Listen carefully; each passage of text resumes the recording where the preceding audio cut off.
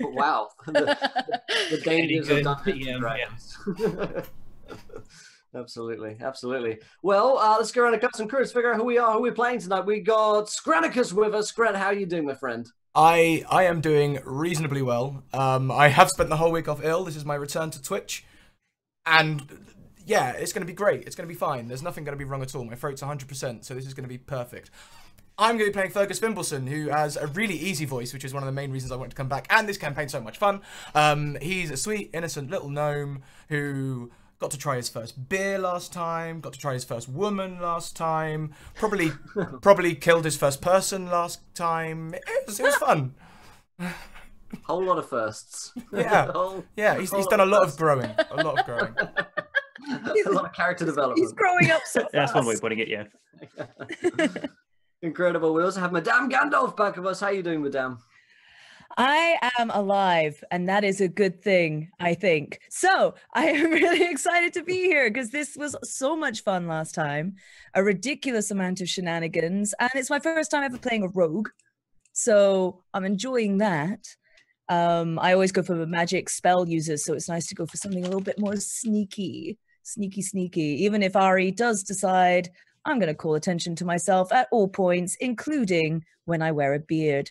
So I'm excited to see what on earth we get up to. And hopefully this time, if we do pay for a night of pleasure, it does not end in pain, as we nearly got led into last time. Unless you're paying for that, in which case. Unless you're paying for it, which technically that's what you paid for. It wasn't on the label. Well,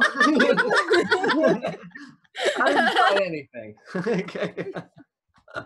Incredible. We also have some folks joining us today. We've got Valdrian with us. Val, how are you doing, my friend? Hey, I'm great. I am also alive, or as we said earlier, because that's like how I just generally feel right now. I'm suffering from a sinus strep, but whatever. Yeah, super excited to be back. I'm playing as Ryu. She's from Karator. She is a sorcerer monk. She's had a rough past as being raised as some sort of weird monk weapon, so she's decided to escape and explore the world on her own. Amazing. Can't wait to meet her. And we also have Brian with us tonight. How are you doing, my friend? Hey guys, doing great. Currently being hounded by my 2 hounds, which is always amazing.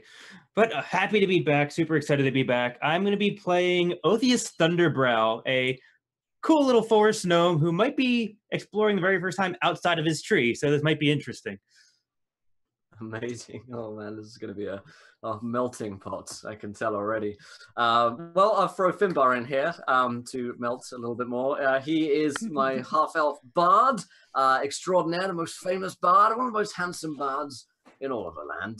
He is currently running his underwear industry from the great Galleria of Grunrundi. That's his plan, at the very least, to come here and to really start his fashion line. So with any luck, Finbar can make that happen today. Before we dive into today's show, though, of course, remind you guys of a few things. First of all, big shout out to our sponsors, dndice.co.uk. Get some amazing dice. Get them at a discount using our affiliate code, Encounter Roleplay. Check out some of the amazing metal dice they have there, as well as some plastic sets as well. The acrylic alchemy ones are well worth a look, my friends. Also, if you haven't followed the show yet, hit the follow button and join us, because we love you guys having here on the adventure. We're shooting for, what, 20k? Yeah, 20k soon on Twitch. That's pretty cool. If you haven't followed, join us. 20 followers, you guys will get to decide something which happens next in our story. It could be a good thing, but it is Grunrundi, and it is a video game here on a Thursday night, so it's probably going to be madness. Here is a tweet for you guys. 20 retweets, and we have another viewer decision. And, of course, forget we not, we can, of course, donate to affect the game, give players Nat 1s, Nat 20s, Wild Magic Surges, and this month, pets. Check out that table of pets there. Other than that, though, I will hand over to you, Chelsea, to talk about the Great Galerium. Yes. I keep calling it the Galerium. It's the Galleria, isn't it? Galleria. Galleria. Fuck me. All right, I can't say it. We're professionals. We got Wait, this. hang on a minute. I think I win because I'm English. So, I mean, you can win because you're card. Will and this is your stream for all I care.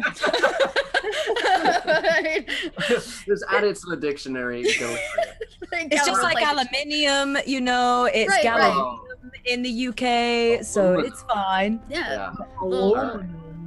So thanks for tuning in. If you weren't here for our very first stream, 2 weeks ago, I'm going to give a really brief kind of rundown because we're going to hop right into the adventure. So I want to make sure everybody's kind of up to date. So the Great Galleria of Grundrundi is a repurposed ancient dwarven catacomb inside of a mountain that has been transitioned into a giant shopping complex. A megalopolis is what I like to call it, of anything and everything you could desire. It's built out of 10 different districts. Each district serves a particular or offers a particular good or service, such as the food court district, the fashion district. So there are 10 of them. We've not visited them all yet. Last game, we found a group of mismatched I wouldn't even say heroes. They had received a gift for the holidays from their great aunt, and that gift was a box and/or bag of squirrels.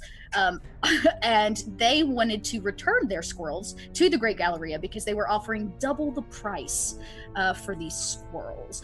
So they made the trek. They signed the waiver openly to get in the door, and they found themselves. You didn't sign it with your name, but you signed it. I signed nothing. Yes, I think a lot of you forged your signature, which was fine. I did more than sign it. I wrote down extra bits that I was going to do and everything. I wrote down. I rewrote their contract for them better. So everybody that comes into the Galleria has to sign the waiver to enter. And they were met with quite a few people that didn't just look like they were here for a Saturday shop day, that they were actually maybe here for a much larger pilgrimage.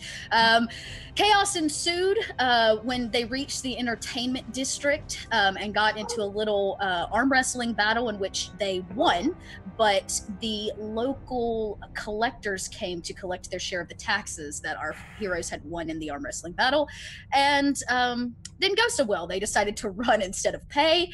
They ended up inside of a place called the Black Cat, which was a brothel specifically for ending your life, which they only found out on the second half of that, much too late. And they found shelter by the end of the day inside of a tavern at the very end of the food court district, where they cleared out a giant fry grease ooze monster, saved a woman and her son, and they were offered room and board for the night.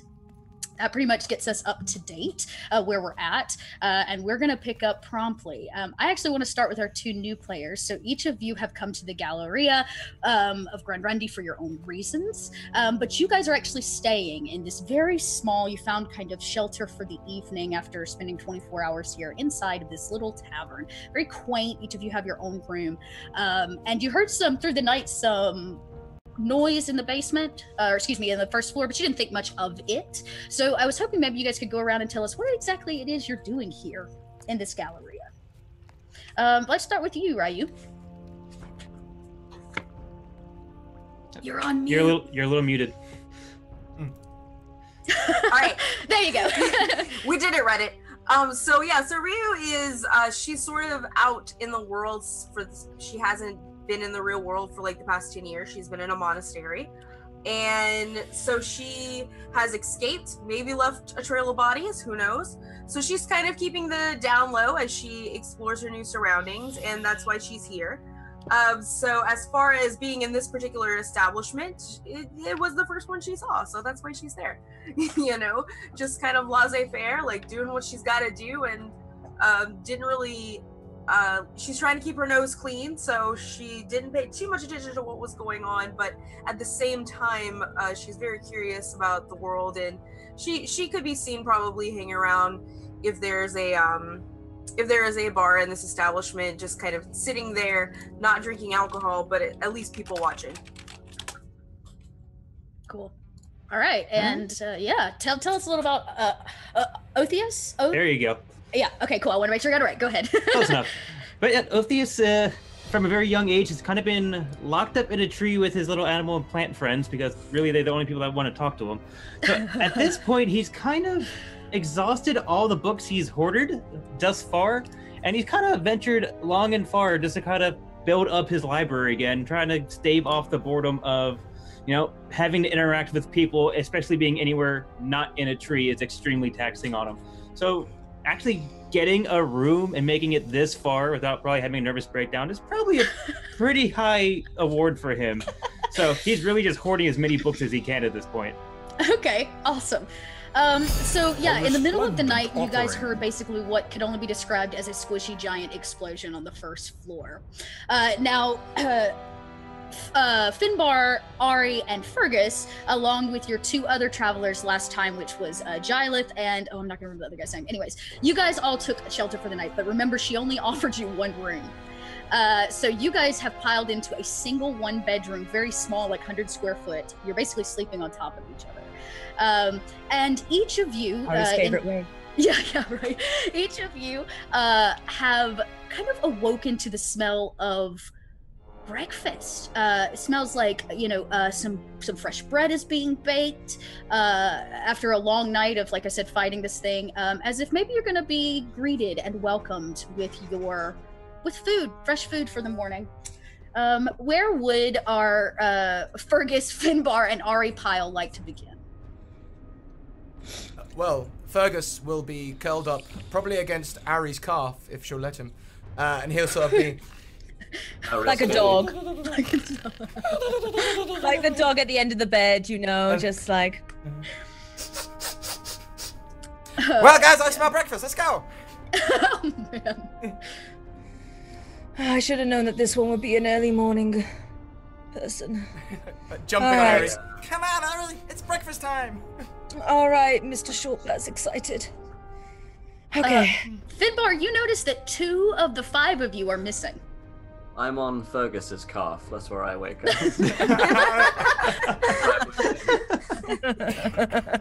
I gotta brush out my hair. Oh, goodness. Where are the rest of us? I'm fairly sure we all went down in one big pile. There was someone else in my calf. In fact, it was a giant dragonborn. You would have, he's definitely missing. Now, Ryu and Otheus, you guys hear commotion from the room kind of next door to you. This room that they're in is in between your 2 rooms. But you also smell fresh bread and breakfast. What do you do? That is food worthy of me. Yeah, I'm gonna jump up and go find some food. Yeah. Yeah, I don't really care what other people do in their room, you do you kind of thing. So I don't mind the noise. But yes, breakfast sounds like a great idea. I gotta keep up that dexterous monk strength. So yeah. I'm gonna just open the door and marry my way down to get me some eats. Cool. I'm just cracking the door open and just peering with one eye out the door, just seeing what the heck is going on down the hall. So as you peer your head out, it looks like I was gonna say the 3 people come out of a 1-bedroom room as you squeezing through the door at the same time, followed promptly by this monk down the hallway. Would you like to join them as they head downstairs? I'm hanging as far back as I can. Okay, cool. I need humming brew and hair of the dog as fast as possible. So you guys party through the night. You make it downstairs to find that everything in this tavern, everything but the table and chairs, is gone.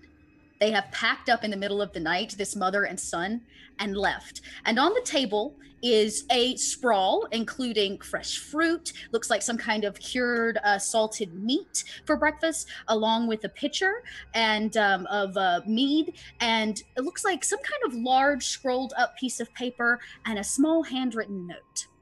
That looks like this one. If you're on Roll20, you can take a peek at the note. Does anybody want to read it? Pick it up and read it? No, but I will dive on that mead. How about everybody's like, grab the letter! So you guys grab this letter. I'm just gonna be like, I'm not gonna grab strange things on a table when everything's so eerily quiet. No thanks. So the note reads, for those of you that picked it up or are peering over one another's shoulder, it says, "Dear adventurers, how can I ever repay you? My son and I are eternally grateful for your bravery in saving me and killing that pesky fry grease ooze monster. But in a strange turn of events, we have decided to leave with Gilith, who has sworn to keep us safe.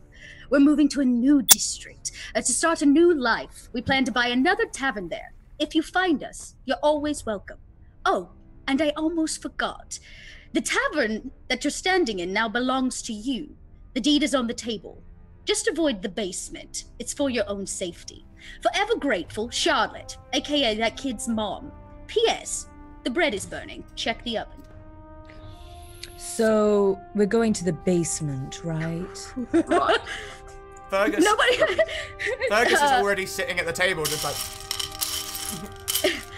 Does it? And you do, as you're feeding your face, Fergus, you get that hint of burning bread in the oven from the kitchen. Fergus, do you smell burnt toast?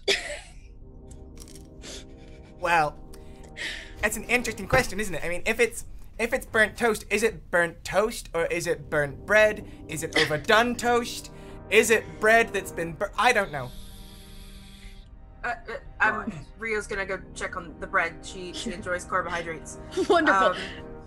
Yeah, it's pretty simple. You find the kitchen, no problem. But again, it looks like the place is empty, as if she like put the bread in and walked out the door in the middle of the night. And it's freshly baked. It's browning on top. It is perfect. This giant loaf right in the oven. Cool. I make sure there's a pot holder so that I don't burn myself when I pull the bread out. Is there any butter or anything for No, the bread? she's left you just some straight up warm ass bread. That's about it. Okay, the rest of everything is great, gone. because cold ass bread just kind of sucks sometimes. So yeah, so like I just bring this loaf of bread. I have two little pot holders that I just sort of found, and like, Yeah. oh look, it's not burnt. I saved it. And she just sort of puts Yay. it down on the table. You raised the day. So, does anybody want to check the deed? Make sure it's actually a deed? I wouldn't want to know if it's not real, but I suppose I should. Should take a look. I mean, you open it up, it looks legit from what you can tell. I mean, it's a legal document, so unless somebody wants to roll like an insight or something on it, it's basically, it looks like a legal document. Totally looks legit, but it is actually, from what you can tell, the deed to the place you're currently standing in. So whoever holds the deed holds ownership of this small tavern at the very far end of the food court district. What's Alright. it say? It says that me, Ori, and Fergus are now owners of this tavern Well, why do you get it? because we saved the woman. The Congratulations. kid's mum. I can't remember her very well. I might have been involved in last night's activity. Last time I saw her, she was icky and sticky. That's all I really remember. That's actually true.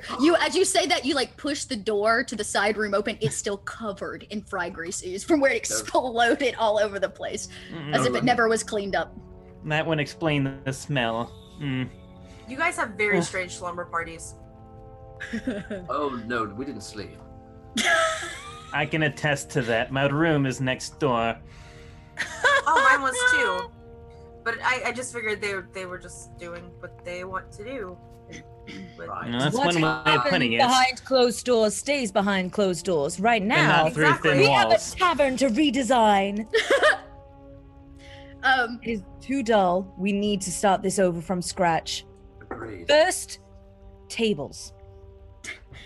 There's Also one. thank you to Kit donates £15. Chris for everyone except Will. He gets a fail. God damn it, Chris. Awesome. Donates £40 for Scrap for saving the day.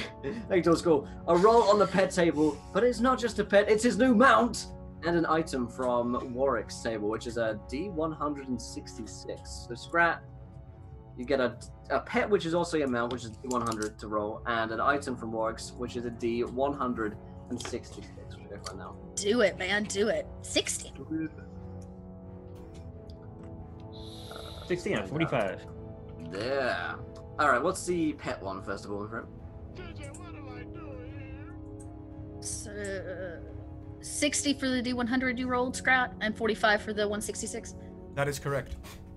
60. Oh yes. Okay. Let me load this up here. Come on, Reddit. Scrat, can you get that pet table up? My one doesn't want to load for some reason.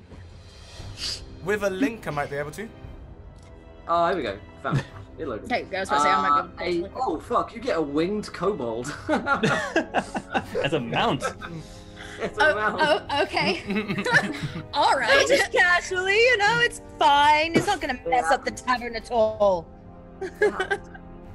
Leave him alone. He's my new best friend. Piggyback. All right. So, and let's go ahead and get the 166 too, and I'll make this work. We'll make it work. There's now a kobold. You can look it up on that table there, and it's a 45. All right, 45.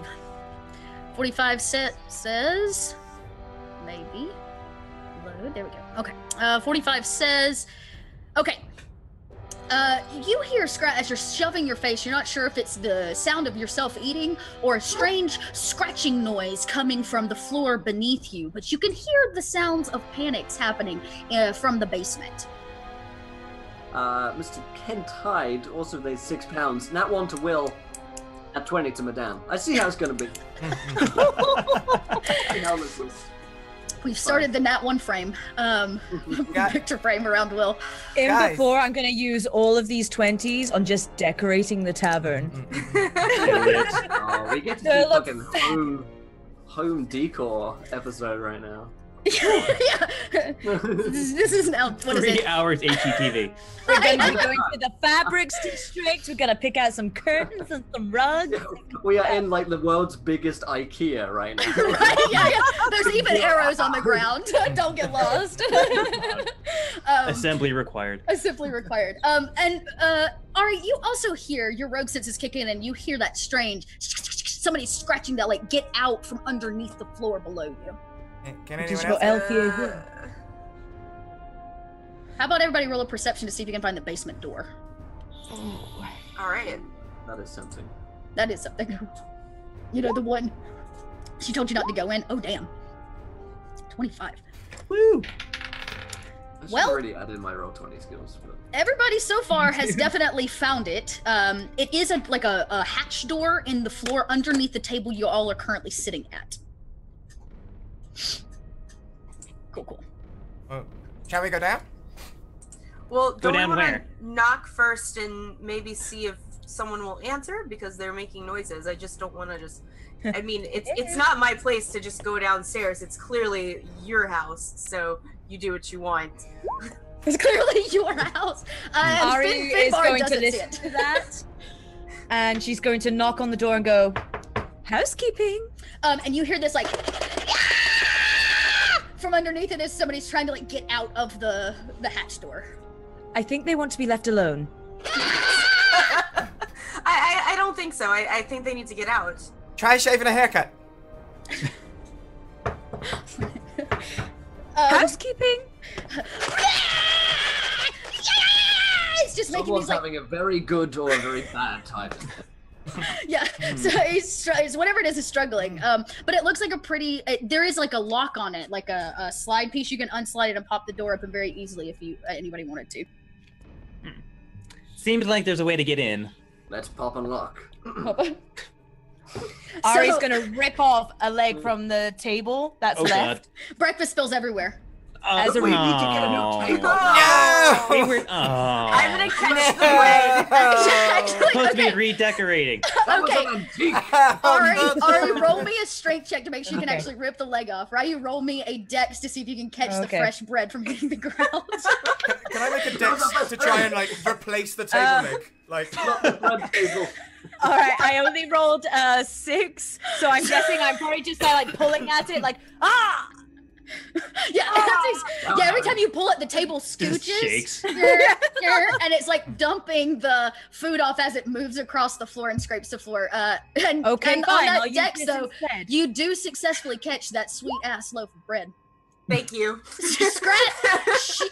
You try to catch the table, and instead you bonk your own head underneath the bottom of it, thinking that she's gonna rip the leg free, and she's now dragging you with the table across the floor. what? But the door is no longer underneath the table. Professional bunch, aren't you? Yeah. Finbar, did you open the door? I remember you opening it. Did you just say you wanted to open it? Yeah, I wanted to kind of. Oh, that's right. You popped and locked it. So Finbar pops and locks it open. And I mean, just as you get the latch free, the door burst wide open, and this winged kobold flies free and attaches itself to Fergus as if it is just the most scared child in the whole world. And on its way out, it slams, before it can hit Fergus, it slams the door back closed and locks it. And it's like, and it's like attached to you, Fergus, just like latched onto you. Congratulations. Oh, It's it's a okay. boy. Must have been a really busy night. And it's like, and it's like making these strange sounds and trying to communicate with you guys, as if it has just seen the worst possible thing in the world in this basement. God. I think it wants us to go down into the door again. No, and it's like shaking his head. No. See, yes. I know, Cobalt, it's fine. You're right. They say everything in reverse. It's like opposite, right? Oh, of course. I mean, if you flip your head sideways, it's fine. As is the Cobalt way. Yes. We have a great deal of knowledge about this. Clearly, and it because it seems to have connected itself to you, Fergus. It grabs your face and looks you way too close in the eyes and goes, "Lots of rats," it says. It seems to be saying lots of rats, and it's really, really creepy, guys. And it keeps going, "Mall rats, mall rats, mall rats, mall rats." It's okay. Shh. It's okay. You're safe now. Stay with us. Shh. Mole rats are down there. It Which He's means going- that in common that means rat moles. No, it goes, no, mall rats, I think mall he- rats. I think he More wants rats. us to get more rats. Going to call them Jay and Silent Bob. Yeah, that's what I was like. Is there a Kevin Smith cast down there? Like... Yeah. And everybody roll another perception, because whatever it's escaping from is active downstairs. Let's see if you hear it. Oh, you definitely do. No. Well, I'm busy eating bread. Oh, okay. Othello's and Ari, yeah, exactly. Over the top of this kobold's like scratchy, piercing voice as it's trying to tell you guys what's going on. You can hear the sounds of just hundreds and hundreds of tiny feet in the basement of this tavern you now own. Wait. If there are more rats, then we need a mole cop. We need a mole exterminator. I think you need a mall cat. I think we just drop some like hash down there, and they'll come right down. Don't they like cheese? I think they like cheese. How about the burnt toast? I mean, the burnt toast might drive them away. This toast is clearly not burnt. It is perfectly baked, and it is mine. That is our toast. You do not. They do have a point. They are the owners. Oh, okay. I did see a shop nearby called Snoochie Boochies. We're never going back there. That's a good joke. Never We again. don't talk about smoochy poochies. With the smoochy poochies. First rule of Smoochy Boochie Club. You don't. The movie references are getting out of hand. Did you guys go there? Oh, do you own that place too? We just didn't talk about. Can you mime it? Like. You mime it. Well, I looked to the kobold. Are these more rats a danger? He goes. He turns around and lifts up his cloak and shows you where his back and his sides have been. He's bleeding. And you get to see Kobold Heine, and his back and has been clawed and bitten to smithereens. He just managed to escape before he probably was going to die. Is that their mating ritual? I don't know how that works. Usually when someone lifts up their skirt, strange. It looks like he's been horribly murdered, though. Yeah, he's Well, been he's mauled. still confusing, living, right? so I don't know if he can be murdered. He's been mauled. Ah. We are Oh, the I worst. like you, Otheus. I like you. You're the first person to ever say that. It's not And- a good thing. Oh, then I take it minus back. my Well, my books still like me. They don't ever talk sometimes, but If they did, I would be worried. I'd see a priest about that. You know, I there's shoved something pills back for in my that. bag real quick. Just So, Fergus, while he's in your personal space, you also notice the giant pearl that is hanging around his neck, and it calls to you around his neck. So Fergus is gonna like lean in and try and get a closer look, and I imagine the gem is just like filling his eyes, like. Ooh. Yeah, and you have this. Actually, roll a. This is perfect time to introduce this. Roll a Constitution for me. Ooh. Oh. Just a ooh. Oh, there is an overwhelming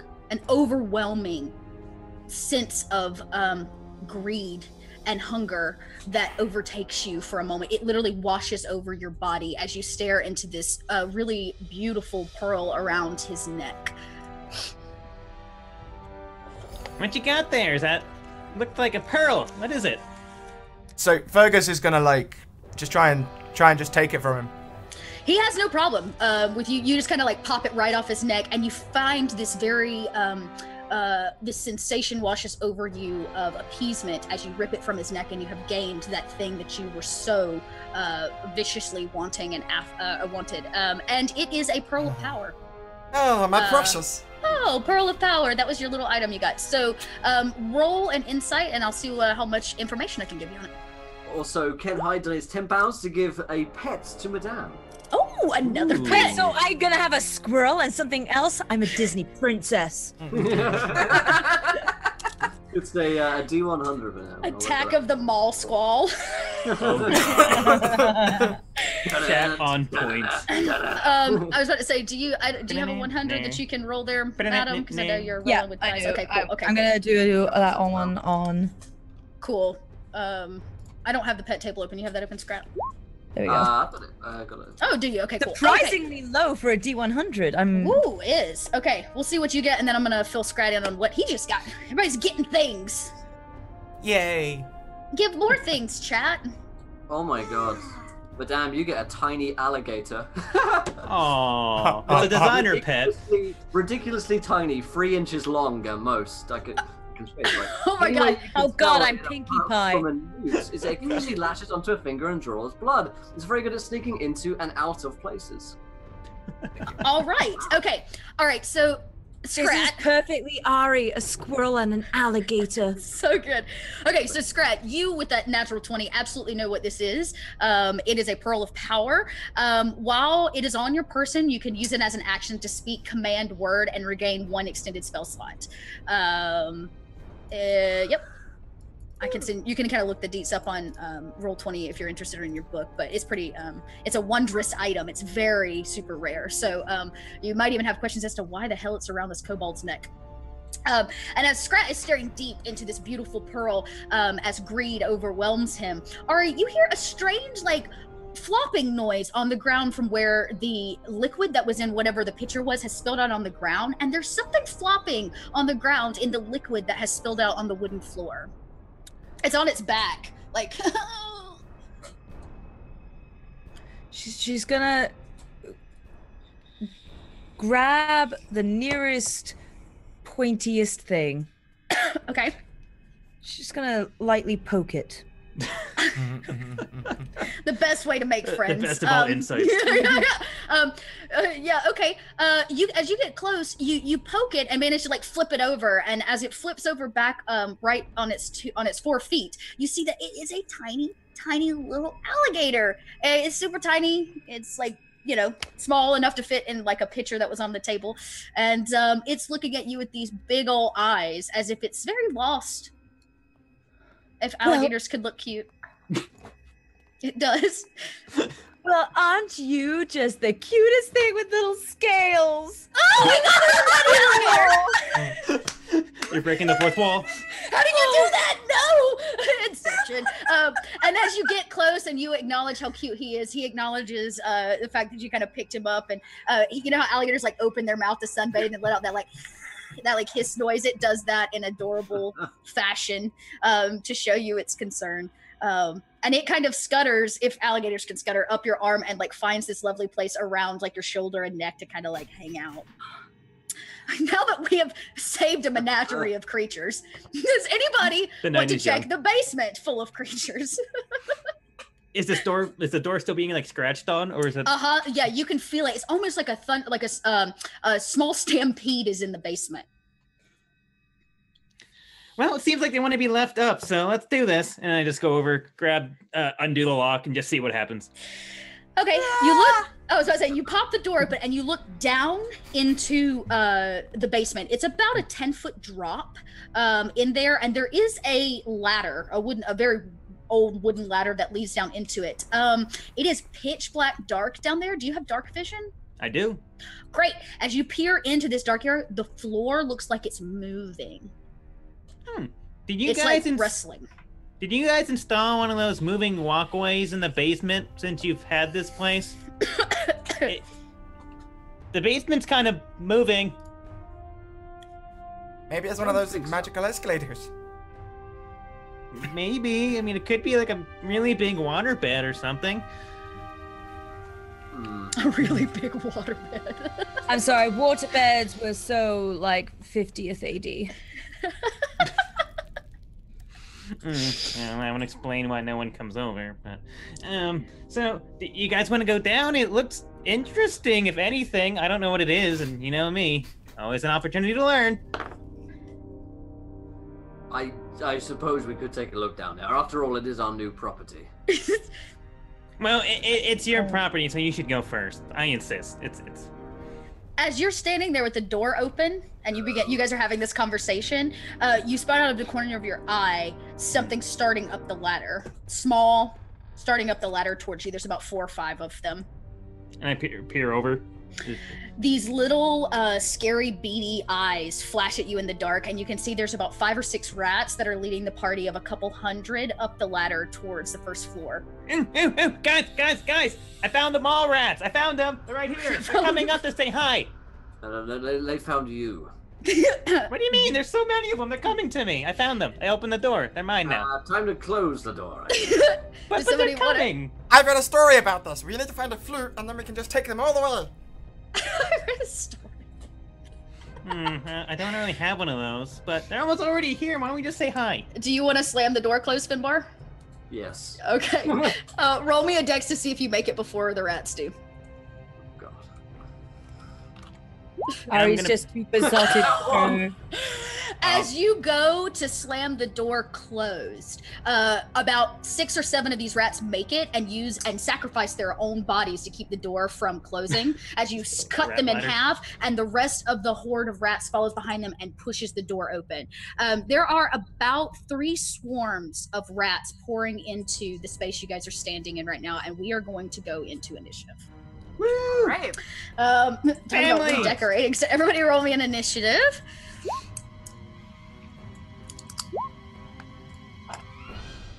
Great. Wow. Great. Oh! I've been on the roll. You are on a roll. Okay, well, we know who's going first. So, Family. Which makes sense since you are technically closest to this door of doom. As the rats are pouring out. How'd you do? 22. Woo! Okay, it wasn't natural, was it? No, it was 20? Okay. 19 plus 3. All right, so Ari will be next. Oh, and Artemis with the 1250 cheer boss monster attack. Great. Perfect. Okay. Thank you. I have just got this feeling that today is gonna be the best day. This is already okay. So let's see. Next in order is going to be Ryu. So it'll be Ari, Ryu. See, Scrat, you're going last. Sorry, man. Rats, Finbar, and Fergus. So in order, Otheus, Ari, Ryu, Rats, Finbar, and Fergus. I'm gonna roll. There are 3 swarms of them. I'm just gonna roll them all at one time because they're everywhere. They're covering everything. So I'm just gonna roll, and they'll hit each of you each time. Okay, we'll make that easy. And how about this boss thing? This boss monster? Do we know what that is? Did they get to say, or do I get to pick? Oh, fantastic. Okay, alrighty then. I will 10 do more that. swarms. I will add to that then. So as Finbar tries to close it, like I said, these couple rats sacrifice themselves. The door burst open with a just swarm of rats pouring out. Hundreds of them are now filling the space. They are at your feet. They're up and down the tables. They've consumed all the food almost instantly as they come up. And their teeth are all gnarly, covered in old rotten flesh and food and disgustingness. And they all kind of turn and look at all of you as they jump to fight. So Otheus, what would you like to do? First off, I'm gonna, and then I'm gonna. So they're everywhere. Like they're just a black swarm of covering all around us, all walls, everything, basically, right? Yeah, I mean they are just like filling the space. They're beginning to come up your legs. Yeah, it's gonna be bad news. Get away! And I'm gonna cast Thunder Wave. Okay, cool. So they have to do a con save. Okay, I think DC 14. They don't. Okay, yeah, they'll have Okay. All right. Rats, do not make that con save. Okay, so they take 11 damage and get pushed 10 feet away, giving me a nice, like, open space. Okay, is it in a cone? It is 15-foot cube around me. Oh, around you. So everybody else around you also needs to make that save to make sure you're not pushed away with all the rats against the wall. Exactly. So everybody standing in the room, make that con save. Personal space, personal space! Ooh. God damn it, another that one! Oh, damn. think So I'm taking- far, nobody has made it. Nope. I have. Oh, did you? What'd you make, Ari? Or what'd you roll, Ari? Oh, A nat you rolled a 20. nat 20. Wow. She, like, feels it coming, and you kind of, like, brace yourself for impact.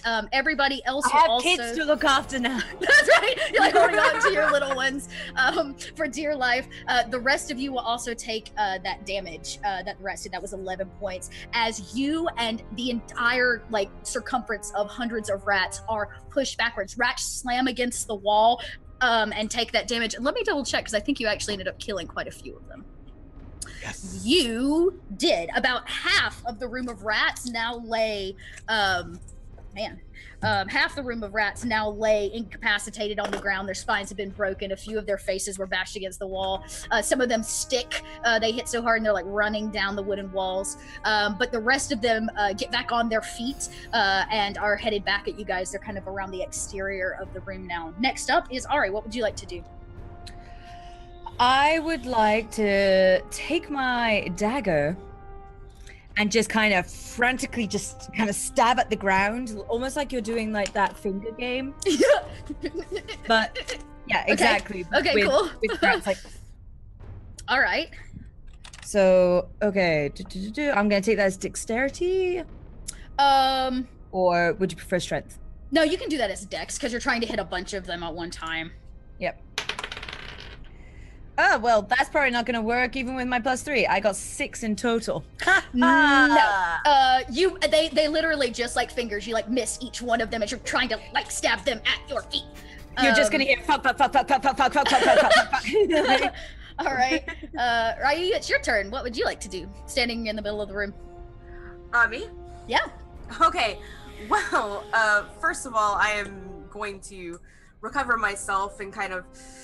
That sucked. I just got thunder waved, right? And then whatever rats are around me, I'm going to go ahead and do an unarmed strike by just like kicking them or like stomping on them with my feet. Okay, cool. Yeah. So I'll I'm take gonna that. do my first one with a 23 to hit. Hit, correct. Okay. For 6 damage, and then for my bonus action, I will follow that up with another unarmed strike. Okay. For an 18. Woo! Yeah, hit. For another 4 bludgeoning damage. Just like stepping on these things because it's like, because they came out, I got hit. So. Yeah. So you're like stomping them, and you managed to stomp quite a few of them. They're going splat everywhere. Are you still holding your loaf of bread? I might have dropped it. I don't know because I didn't make the dex save. Oh yes, that's true. Yeah, so when you smashed against the wall, your loaf of bread broke into a bunch of pieces on impact, and you're like covered in like bread crumbs, and they're everywhere. And a few of the rats have redirected their energies towards the bread, but the rest of them you're currently stepping on. There are still about 30 or 40 rats still alive in the room. That's why I never eat breakfast. I don't eat breakfast. All right, cool. Nice that you knocked out quite a few of the rats there. It is now the rats' turn.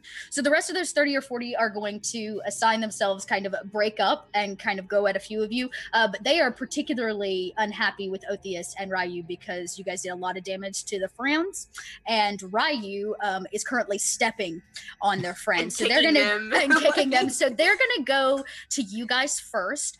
Let them out of their house. Yeah, right, exactly. The swarm runs over, and they crawl up and begin biting each of you. So we're gonna just roll and see if they hit. Yeah, they're kind of like gnawing into your flesh, biting away at the leather that you're wearing, trying to rip you apart. Respect I'm almost that. close. 19 to Otheus to hit. Yeah, that hits. I think that hits. And 10 to Ryu to hit. No. Okay, so because you're so a little bit lower to the ground, they're able to get to fleshier parts of your body, Otheus. And they're gonna roll that damage here. Yeah. Also, a couple of donations here. Irvin, 10 pounds of boss needs a buddy, a deadly buddy, as in a shielded guardian buddy. Fuck me.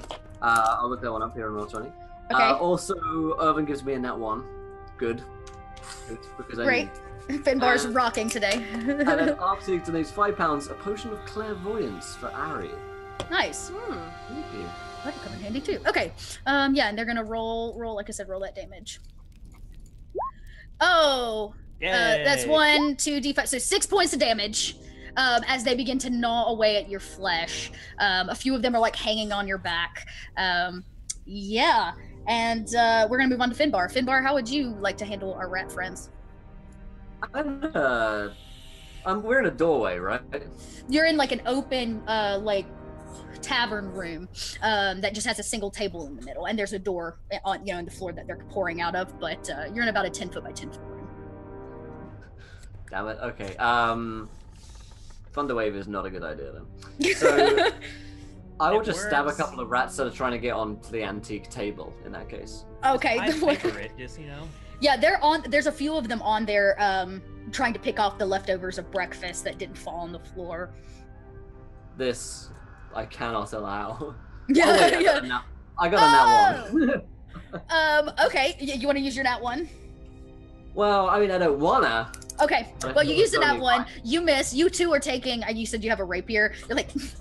Can I say that I take off the table leg? Yeah, you actually, you do. You end up like swiping. It tips. More rats pour on the floor. They're super angry at you now, and now all of their little beady eyes are staring at you.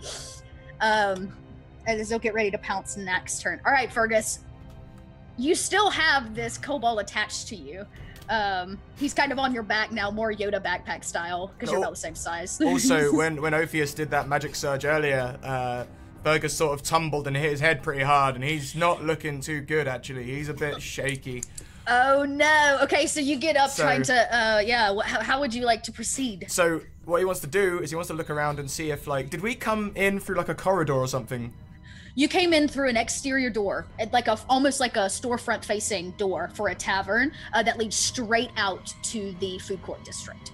I mean, when we came down from our bedrooms, was there like a, do the stairs lead into the room, or is there like an adjoining? There's a flight of stairs that go up to where you guys came from. There's a downstairs that includes this kind of communal area and a kitchen, as well as like a bar, just an open bar that people were served at, and then the door out and the door to the basement. It's a very small, kind of quaint tavern. Perfect. Right. Fergus is going to cast invisibility on the kobold, jump on his back, and fly over the bar into the corner and sort of hide down in the floor. Okay. All right. Well, the kobold doesn't fight you because he's your mount. So you guys switch positions where he was on your back and now you're on his. You turn him invisible.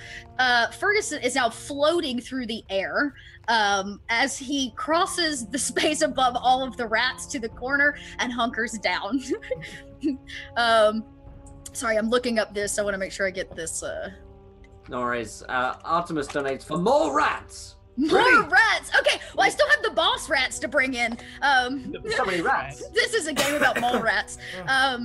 Okay. So so our shield guardian is magically bound to an amulet. As long as the guardian and its amulet are on the same planet, the amulet's wearer can telepathically call the guardian to travel to it. Who got this guardian? This is for you to use against us, I have to say. Oh, okay, fantastic. I mean, it's for us. Okay, great. No, we're gonna, I'm gonna sit on that because that's gonna come in handy later if we can get past the rats. Okay, so just as you guys think you've handled your first round of rats and you killed quite a few of them, the door on the floor begins to and pops open again. Another swarm of rats fall out, one of them, followed by 2 were-rats. Big ones, mom and daddy rats, just pour out behind them. These are kind of rat humanoid hybrids. If you guys don't know what they are, they're not very pretty, and they are pretty pissed that you have taken out about half of their babies. So like mole rat babies. Rick in the Pickle Rick episode, yeah. Yes, just like that. Yeah. Just like the Pickle Rick episode. Also, Ophius has a wild magic surge from Toolspool. Ooh, Is it well, D10? roll that up. What do I roll? You're on D10,000. I'll put it here for you in Zoom. 10,000? Oh yeah. Oh god. 1D. Don't worry, they're only good effects. Yeah. Yeah. Rolled a 10. What? Okay, or did the comma throw that off? Yeah, it might have. I was about to say, yeah. There it goes. There we go. Excellent. Oh, look, there's one up here in a second for you. Okay, cool. Thank you. We'll get to that. Okay, so we're gonna start order over again. It's actually your turn, Otheus. As you feel this wild magic surge overcome you, Do you want to wait for the effect, or should I just act? go ahead and act, and we'll add the effect in a second. Sorry about that, guys. Overreaction, and I'm gonna use my bonus action to turn into a brown bear with my moon druid form. So I'm gonna go into brown bear form, and then I'm gonna start biting and clawing some rats. Do it. Start sideswiping them. Okay, so let's see. First The bear. one. That First guy's a one bear is my now. bite. 21 Hit.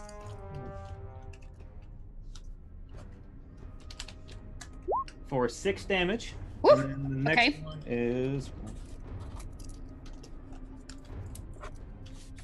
And 8 to hit. Okay, so the fresh swarm that comes out, kind of caught you off guard, and you change into this bear and are able to literally just like, with your big old paw, sideswipe about 10 or 15 of them. As you push them and smash them against the wall, their bodies go splat and limp as they like and hit the ground. And hit the ground. There's still a few more, as well as the 2 were-rats you're now staring in the face of. Ari, how would you like to proceed? Was that still on me? Oh, that's right. That was your free action, wasn't it? Yes. My by all. bonus action is to turn, and then I did use my action to do the 2 attacks. Okay. Yeah. So then, unless you want to move. No, I guess I'd probably move up to where the were-rats are, just be in contact with them. Okay. Cool. Yeah, you're already within 5 feet of them, so There we that's go, easy. so I'm good. Great. Got it. 7. What do you say? 7735. Search. 7735. Do you carry a weapon? I have a quarterstaff, yeah. Okay. As you change into the bear and your quarterstaff kind of like falls to the ground next to you and you swipe these, when the rats hit the wall, your weapon begins shrieking. Just endlessly shrieking. Until sunset tomorrow, so you'll be walking around with a shrieking quarterstaff for today. I'll just be stealthing, it's fine. yeah. I picture like what is it? Who Framed Roger Rabbit? You know, that sword he pulls out is like singing out of the box. Yeah, kind of like that. Cool, and it's now shrieking next to you. Ari. So at this point, Ari is fed up with all of these rats. She's over it. She's got her 2 little mini critters, and these are too many critters for her to have to deal with. So she, after missing her dagger trick with that, she's just gonna go, you know what? I know karate. Karate. And she's gonna use her natural 20. That's racist. Do it. Sorry. Oh man. Well, use your karate at your natural 20 hits. So roll it with critical damage. And my dog will also bark in camaraderie. That is a 14 total. How do you kill off the rest of the small rats? The small mole rats. Ooh. There's a part of me that, because they're mole rats, I just want to tell them and advise them to the worst shops ever. Okay. Go there. Ones that probably had the best rat traps. Okay. Probably some good restaurants that take themselves way too seriously, have some really good pesticide going on. So I'm gonna tell a few of them, I'm gonna convince a few to go to those places. The rest I'm just gonna stab. Okay, so you managed to stab a few, and as you're stabbing, you're looking at the rest of them going, I know this place that you'll like, you hipster fucking rats, you know, and you're like giving them this information, and the rats are like, "Ee!" And about the last 10 of them scutter out the front door into the food court district and disappear under the feet of the swarms of people that are beginning to start their day. Now, the door to your tavern is standing wide open. The last small rats have dissipated, and it's just the 2 were-rats now. And it would actually be Finbar's turn, but we're going to say that Finbar goes invisible because he does that.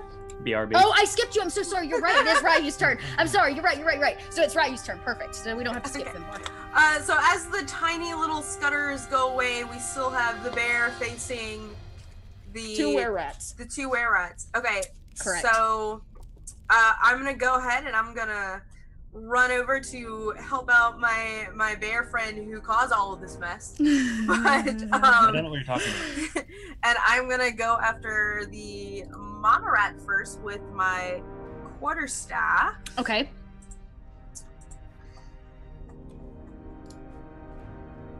First one, and let's make sure. Oh, crit damage. Wow. Okay. Please do roll that critical damage on the first were-rat. So that would be this. I'm using it 2 hands, so it's gonna be the 1 + 8, so that's gonna be the 9 bludgeoning. 9 double, so 18 points. Yes. How do you kill the first were-rat? I give it a concussion in the head, and it just jellies its brains. It does. It jellies the hell out of those brains. You hit it so hard, in fact, that you watch its head go, and out of its eye sockets and mouth shoot its innards like a tube of toothpaste all over the floor in front of your bear friend. Yeah. No big. Next up would be Finbar. Like I said, we'll just assume maybe he's got invisible. He can't handle the rat gore, the mall rat gore. Oh, there he is. I was about to say, it's Finbar's turn. Perfect timing. It's your turn, Mom. It's your turn. We have just slayed one of the 2 were-rats, and the last 10 rats have scuttered out the front door into the food court district. Take a swipe at the last one. Cool, do it. If Roll20 will let me.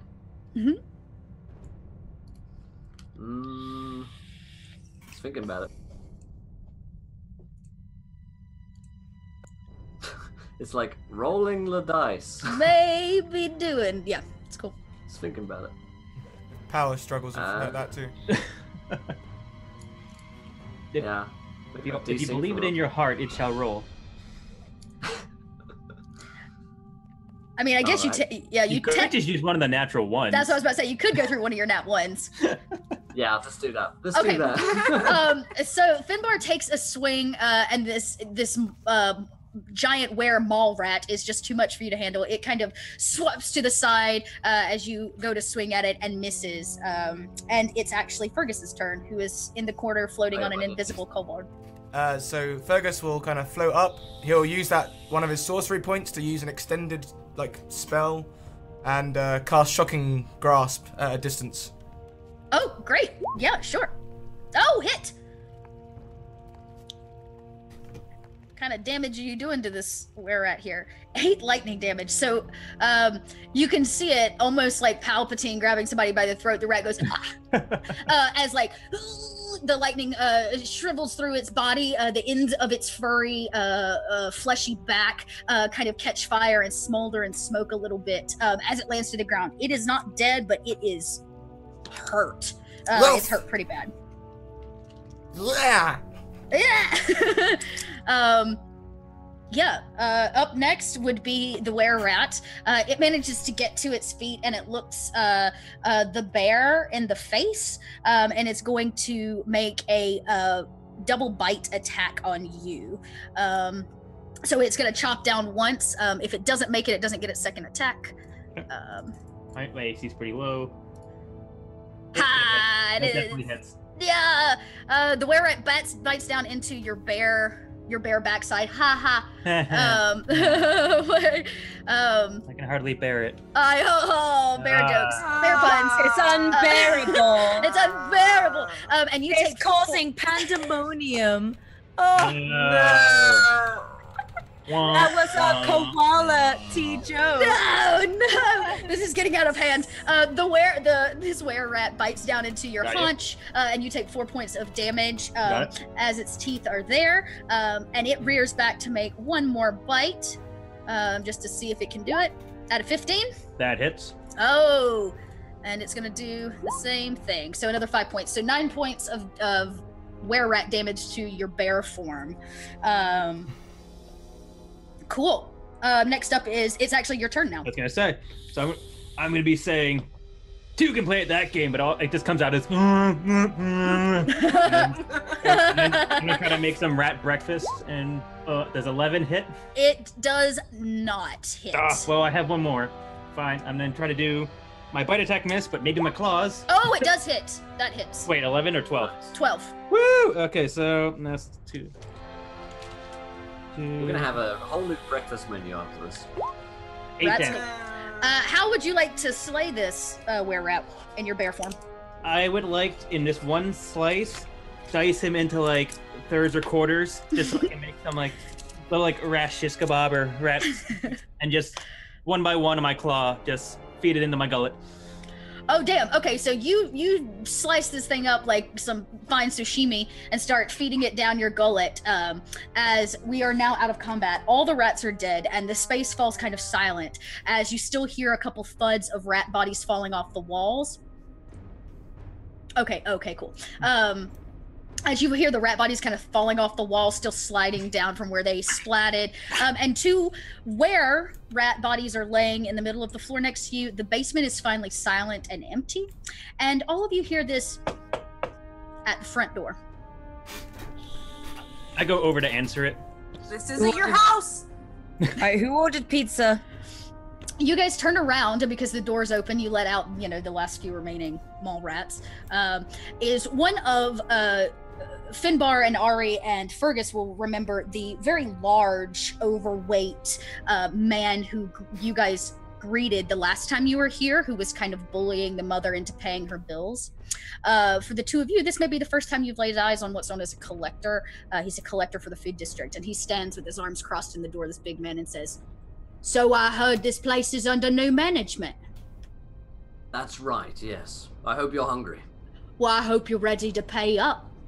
There are property taxes on such an exchange. Within 24 hours?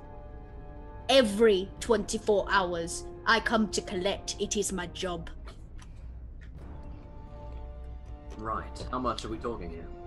Well, let's see. And you can see he starts to kind of do some math, and he says, property tax for the year, say 500 gold pieces, plus your daily rate, which is dependent upon how much you actually earn. How much are you earning on a daily basis? Not a So thing. far, We don't we've even earned have a about table. 50 rats. We've earned 50 rat bodies. Does that count? Well, actually, these rat bodies, they are going to have to go. That is another problem. They need to be in the monsters district. You need to make sure you clean this place up. It is an eating establishment, yes.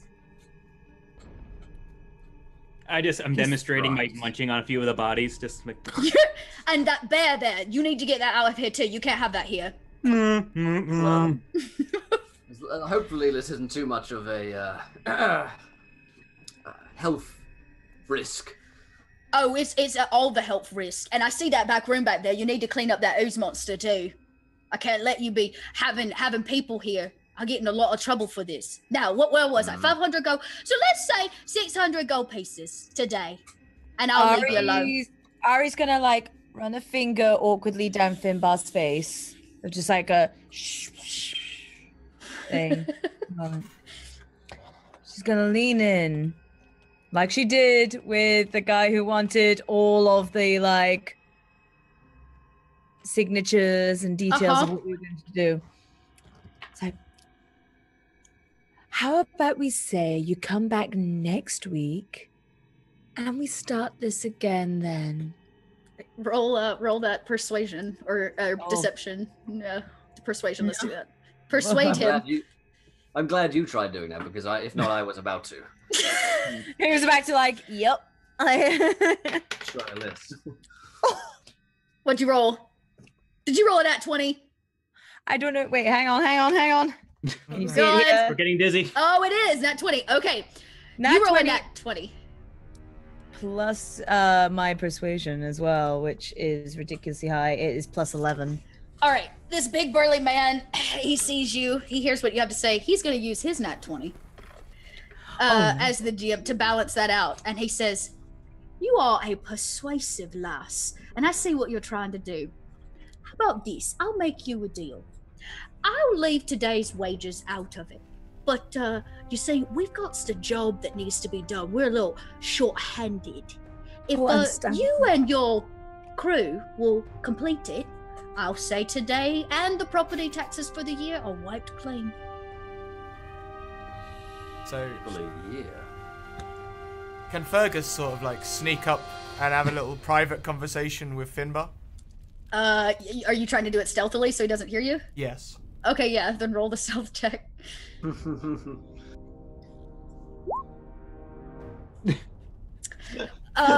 You try to ride your kobold over very silently, but all you can hear is the kobold's wings going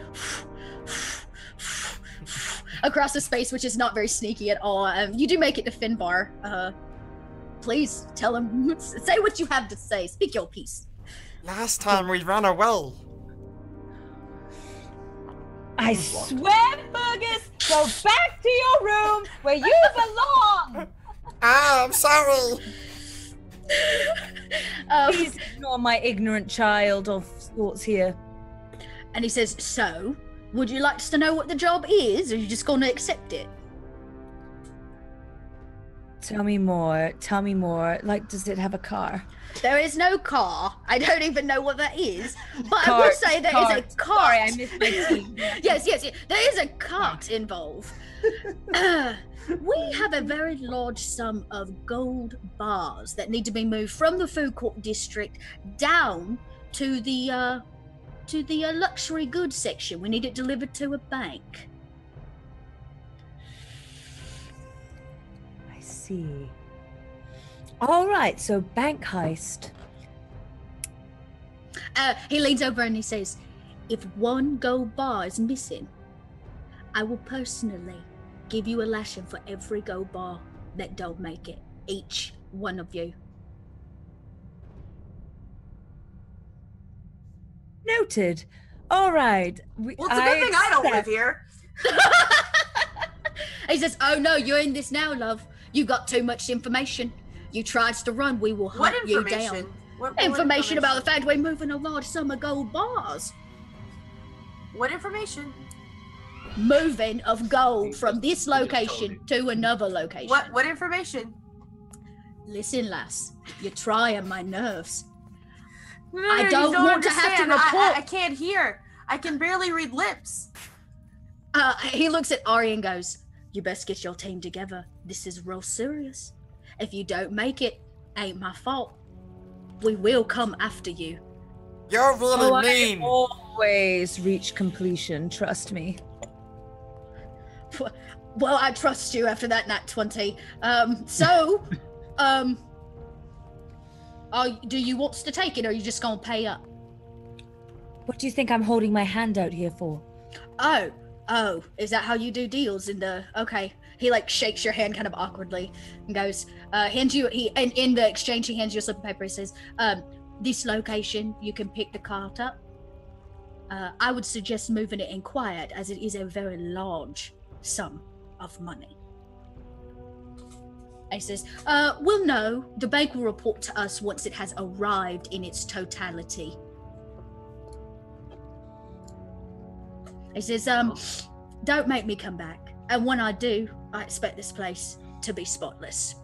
He walks out, hears large feet, and he slams the door behind him, knocking another rat that was stuck to the wall off. How does he expect you to clean when you're doing his errand?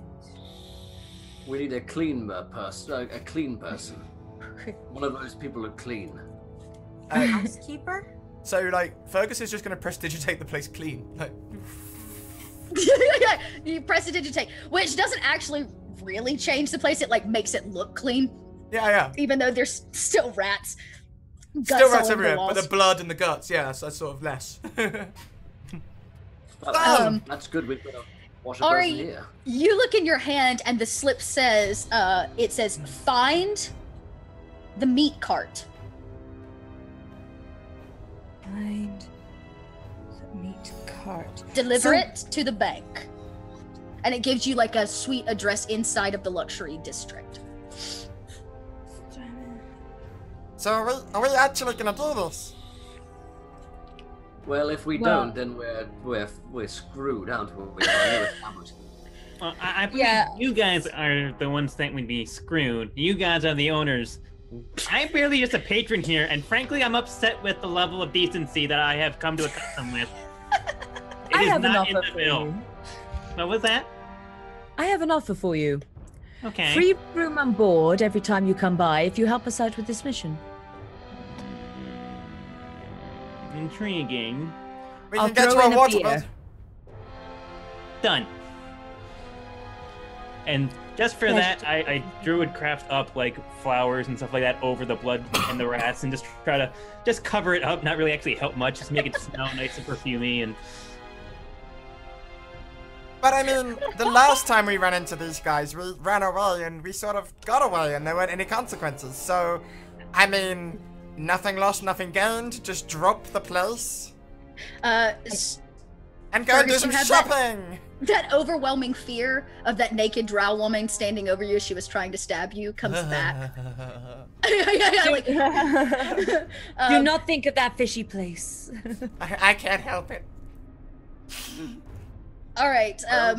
So is there anything you'd like to do inside of this just disheveled rundown tavern? Irvin. Architect donates £5 and gives a potion of healing for Ryu. Oh, nice.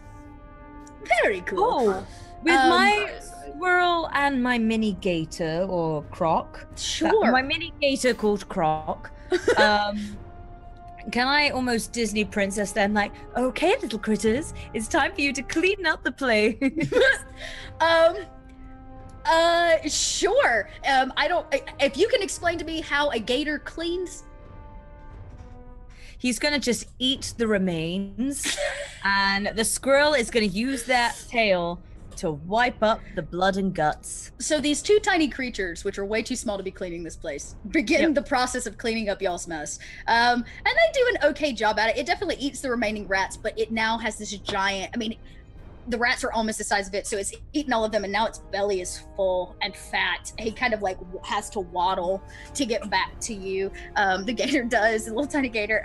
And the squirrel's tail, it has cleaned everything, but now it's like dusty and dirty, and has a little bit of blood stains on the end of it, so it could use a bath since you used it as a squeegee.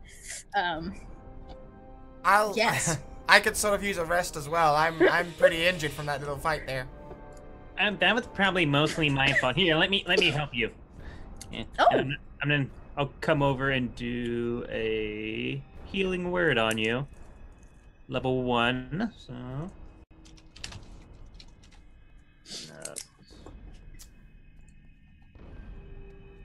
I must say they did that very fast. I was expecting them to take all day. You get 6 health points back. Thank Okay. you. Okay, cool. So you guys do, it does take them a while. I mean, it's going to take them about 3 or 4 hours to clean this place since you guys are sitting around watching them clean. These two creatures. And you're rested and kind of healed. There's not a whole lot for you to take with you at this point. There's really nothing left in here except a table. And what's left of your breakfast that wasn't eaten by rats. And as you guys exit to begin your journey looking for this meat cart, you do enter the food court district, which is a bustle already this morning. People are trying to sell things off of carts. There are a bunch of storefronts. Anything and everything that could be deep fried, cured, steamed, it's available. Even weird random things you've never even seen before. Nice. Is that your healing? Cool. Nice. Everybody, as you're walking through, roll me a perception to see if you can spot the meat cart.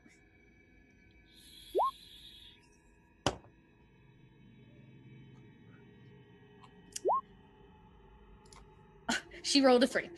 Okay, well, Ryu, you are the only one that really sees it, and you can see it farther down the way. It is unmanned. It's just kind of like sitting there. And it's about a 4 foot by 2 foot cart. It's on wheels. It's clearly meant to not be like drawn by a horse, but like pushed, like an ice cream cart, if you would, on the side of a street. And it's got a rack that's attached to the top of it that's got meats hanging from it. So sausage links, large slabs of beef. You've got half of a pig hanging there.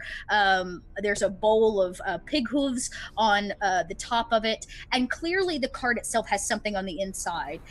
Would you like to kind of peer in to make sure you've got the right one? I'm gonna tap, since the lovely lady is not there, I'm gonna tap Finbar, who, by the way, really sucks at hitting things. Tap his shoulder and point at the cart. Is that what you're supposed to be looking for? Yes, it is. Yes, that's... You should go look at it. Make sure it's the right one. You do it. Right. Well, I am the brains and face of the Yes. operation. Yes, you are. This is to save your house. So, Yes. okay. So I'll take you would take a look. So you kind of walk over. Do you want to do it nonchalantly, or do you want to just kind of walk over and open Always. the cart? All right. Well, then roll that stealth for me to make sure nobody kind of notices you peering in a cart that clearly doesn't belong to you. I would also take a deception if you'd prefer to do it that way. It's a 14. Okay. Yeah, with the hustle and bustle, he manages to kind of like slip through the crowd of people. And you get over and you open up the lid, and inside is probably 60 gold bars. It is a small fortune inside of this thing that have been stacked and layered. And it has a small blanket over top of it. And you can close it back, and you know this is definitely it. This is the right one. Come back to the group. That is that is one of the sexiest things I've seen. Are you really that attracted to meat? And actually, Finbar, you also roll a Constitution, the same way Scrat did earlier today. Let's just roll a flat Constitution. Let me tell you. Yes. That's 6. You also, as you're staring at this, I picture it like the suitcase from Pulp Fiction, right? Like you open it up and the gold beams like smack you in the face. And this rush, almost like a fever, passes over you, where you have this unbelievable level of like greed and want and lust for gold. Like you could just reach out and literally bite into this gold bar. You want it so bad. And it's all you can do not to reach your hand in and take one for yourself. Yes. It's all in there, I think. 60, 70 pieces at least. Of gold? Of gold. When you yell out the word gold, a few people look your direction. I totally didn't mean gold. It's definitely Gold not finger! gold. It is now. Does anybody want to be in charge of actually going and getting the cart? You guys have like identified it and left it sitting kind of along. I shall go and get it. Okay, so Finbar has identified it's the right place. It's full of about 60 gold bars inside the cart itself that can't be seen through the lid, and you go over. It is pretty heavy. It is on wheels, but I do need you to make a strength check just to make sure you don't flat crit it, because it's got 60 gold bars in it, let's be real. Right, so yes, I shall... Well, I shall immediately just sit in the front seat. Or is it... So it's not, oh, you weren't here for that. So it's not like a riding cart. There's nothing attached to it. It's more like a food cart, like you like push, like a vendor cart. And it's got these bars in it, and it's got a rack on it that's got meat hanging from it. Sausage links and steaks and, you know, half pigs and stuff. And she's Finbar gonna kind of like lift it, like lift it like, oh no, this is so heavy. Who might be able to help me with this really heavy cart? Oh, Fergus will run over and start pushing it. I'll help you. Are you still riding your kobold? He's helping too. He's next to me. Oh, okay. So between the three of you, you guys just make a strength to see if you can finagle this very heavy gold-laden cart down through these people. Oh! As expected. You tried. You tried. Good job. I'm Okay, all for for effort. You guys are beginning to make a little bit of a scene trying to get this cart like actually lifted and rolling.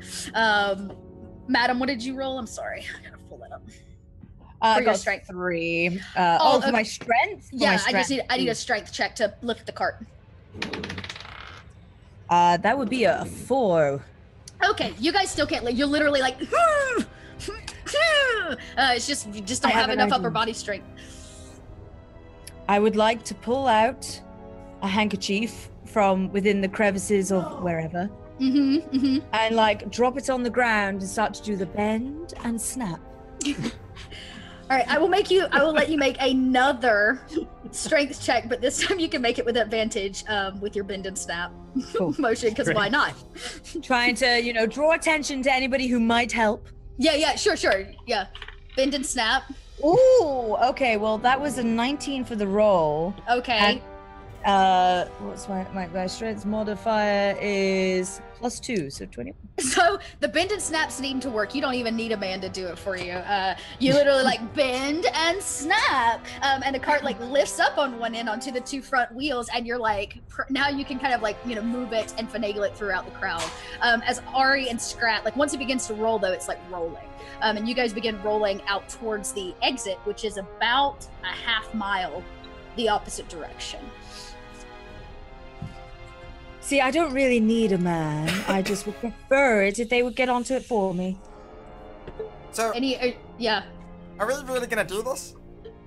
Looks like it. I mean, it looks like she can push it or pull it. I mean, it might be a new career change for her, but No, Of course no. she can. She's a strong, independent woman. No, I meant. Either way, I get to handle wasn't me, insinuating right? that, no. No, I meant. Are we actually gonna do this? I mean, steal the gold. Doesn't this seem like it's all a little underhand, and those people are sort of mean? And I mean, Fergus, no. This is moral. this is moral. Really. And I'm not talking those bad morals, I'm talking those really, really fucking good morals. Like that good shit. Oh, Mm-hmm. And so Well, think about it. Someone just left this cart here. And someone's gonna have to push it all the way over there. Might as well be us. Do our good deed for the day. It's like helping an old lady across the road. Except the old lady is 60 bars of beautiful 24-karat gold. I I like how those you people feel think, better. Bimba. I like how you think. I like how you move with that strange motion and that strange crocodile on your shoulder. Like I said, I know how to handle my meat. As giant sausages are swinging in front of her face. Good. From the meat cart. You guys are pushing it through. Travel is slow because it's kind of a thick it's a thick crowd of people. Everybody is in the food court for breakfast, the people that live here. The upper levels of residential have also awakened. You can see these kind of open, almost like the interior of like a dormitory up top of the old catacombs that have been repurposed, and people are kind of moving and grooving now. You do finally make it to the end of the food court district, back out to the main area. More people. It's just like thick with massive people today. And you get to the end, and of course at the end of every district is one of the Grunrundi guides. And she turns to you and goes, "Thanks for stopping by the food court. Make sure to come back and visit again." I really You know like you have a those rat people. problem, right? She goes, "I'm sorry. One person at a time. I can't answer all questions." Why can't you? Because I'm only a single entity. My name is guide number 137. Mm-hmm. How can I help you today? Are you any relation to guide number? Oh, what was her name? 138? She says, "All guides serve the Galleria at Grunrunti. We know all guides. I am simply on duty today at the end of the food court district. Is there anything I can help you with?" You can Oh, move. call me tonight and maybe. Oh, She says, "I'm sorry, I do not understand this reference. How can I help you?" You can move. Out the way. "Of course." And she stepped, this little gnome person wearing this giant white mask that is clearly where this like customer service voice is coming from, steps to the side and says, "Have a good day." Okay. I really, really like those people. They're just the nicest. Aren't they always so friendly? Hmm. oh, Yeah. So beautifully dead inside. It's my big fetish. That one was kind of pretty too. What is fetish? It's a type of cheese. Oh, that would explain the meat part. Okay. Fetish cheese, yeah. She I makes really wish I that could like have a look fetish in a cheese fin now. bar where she's just like, and I've never met a cheese I don't like. So you guys. Stinking fishy. Phrasing. So do you guys want to go left or right out of here? You've yet to go to the luxury district. You can always stop and ask a guide where you're going, or you can just try to make a general survival and see if you can figure it out. Is there any signs or posts or anything? Signals? At the end of every district, there is a sign. But it's just like a mall. It's kind of open depending on which way you want to go. So you kind of have to make a choice as you exit. Are you going right or left?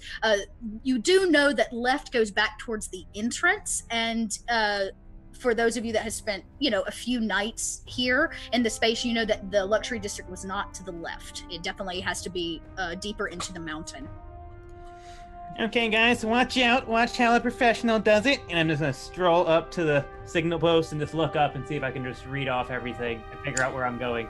Yeah, so you kind of walk up. There is a sign, one of those signs that has like a lot of different arrows. It's got all 10 districts on it, except for one at the bottom that's clearly been scratched out. You can't read what that one says. Another guide stands by, totally different one, stands next to the sign and goes, "Hi, I'm guide number 424. Are you looking for directions today?" It's like Nurse Joy.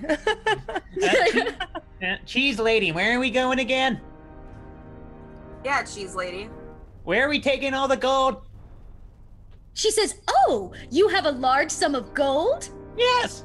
No. How did you know? This is incredible. No. So much fun. Grabs the gnome's face and But- pulls by the face and just pulls him away. No. Somebody No. roll. So those of you saying no, somebody roll me a deception to try to convince this guide you don't actually have a giant cart of gold. After you, Ryu. Okay. 18. Okay. She looks at you and goes, "Good, because if you did, I might have to reconsider where we're sending you." Oh, we're just going down to our old tavern with these meats. We're trying to make sure that we have the best food possible for our new customers. Open next week. Come by. She says, "Oh, you're trying to sell your meat? Well, I hate to tell you, but you're headed the wrong direction. All food must be sold inside of the food court district, which is that way." And she points back the direction you came. Then Told what you. about the places where you have a fucking tavern? She goes, "Oh, We're a food truck. We're a food truck. We have a license to continue to move and sell food in other places. She goes, Do you like one of our tacos? She says, "I'm sorry. Guides are not allowed to eat while they are on shift." Then she turns to Ryu and says, "I understand that you think you have a license to sell anywhere you'd like, but here at the Galleria Grundrundi, we have strict rules around where and how goods can be sold and in what district." Can I murder her? Can I murder her? She Harry's gonna says, turn to Rita like, she looks and goes, I say yes. You seem to be lost. Is there a district in particular you were headed to?" Where's all the That banks? way. "Oh, the luxury district. Yes, of course. Follow here." And she kind of points down and she's like, "Go all the way to the end. You're looking for district number 7, the luxury district." And she says, "Is there anything else I can help you with today?" Would you like a fetish salad? No. She goes, "My, I don't even know what that is." Neither do I. And she says, "If there's nothing else I can help you with, we do have guests waiting." And she turns to another, looks like a mother and child, and says, "Hi, I am guide number 434. How can I help you today?" And continues on a different conversation. Found it very strange how we're not allowed to bring the meat this way, but she just kind of let us do it anyway. I mean, you're allowed to take it, you just can't sell it. Sell it. Okay. Huh. So, But we can give it away. you guys want to start heading in the direction she pointed you? Sure. All right. Can we not head still towards our own tavern? Well, the tavern's at the very- end of the. You guys just left the tavern. It's at the end of the food court district where you just left. Oh, so where are we trying to take it to? You guys are taking all this gold to the luxury district. Okay, so we're going the right way. We are going the right Yes. way. Mm-hmm. Yeah, she pointed you in the right direction. I mean, that's her job, right? I say she. It could have been a he under that mask. But you guys either way, you guys travel for about an hour pushing this heavy cart because it does take you a while to navigate through the crowd of people. As you pass, you see a few districts you haven't visited yet. And again, it looks like shipping is constantly happening through the gully or valley river that runs down the center of this mall, out and exit. And there are a few interesting boxes and crates, some of them labeled, some of them not. And there's a few sets that don't have any language on them, just a couple symbols, large round symbols on them. One labeled H, one labeled E. And they're shipping out, or literally floating down river. Looks to be somebody's purchased them and they're shipping them out. Anything you want to do before you actually hit the luxury district? Last time I asked this, you ended up in the entertainment district and shit went awry, so. I say the sooner we get back, the better. Yeah. I agree. I didn't sign up for any of this. I just wanted a bed to sleep in for the night, and then I wake up and there was bread, but then there was rats, and now I'm stuck with you guys. Let's just do this. As the one pushing the cart, like, please, let's just go. Yeah, You're doing a great job, ma'am. Your bend and snap is a little less snappy. And a lot more bending at this point. You should have had bread this morning. As you get closer to the luxury district, you begin to notice the kinds of people and the way that they're dressed and carry themselves are changing exponentially. Wealth, it looks like this is kind of where the wealthy people hang out. There is residential as you enter the luxury district. There's a guide outside that says, "Welcome to the luxury district. Here you can find gold, gems, jewels, and the largest bank in all of Grunrundy," and kind of ushers you in. And as you enter, it is well kept, much, much more well kept than any district you've been to thus far. It's got tiled flooring that's clearly tiled over the original stone. Things have been gold gilded and painted, and you absolutely cannot miss the gigantic bank off on your left that looks like it was probably in the crypt itself was a giant rotunda for somebody of importance that's been repurposed. It's kind of a round space, and it literally says across the top of it, "Bank," so you can't miss it. Is there a park protesting it opposite where it's like Wall Street going on? Yeah, there's a bowl out front, just like posed. But yeah. And people are kind of hustle bustling. There's, like I said, there's clearly wealthy people. Across the street is actually a jeweler's shop where you can have things appraised or gems exchanged for gold. Things of that nature. Would you like to enter the bank? It looks like it's up and running and fully functional. It's just a bank. Let's go in. Bankers love me.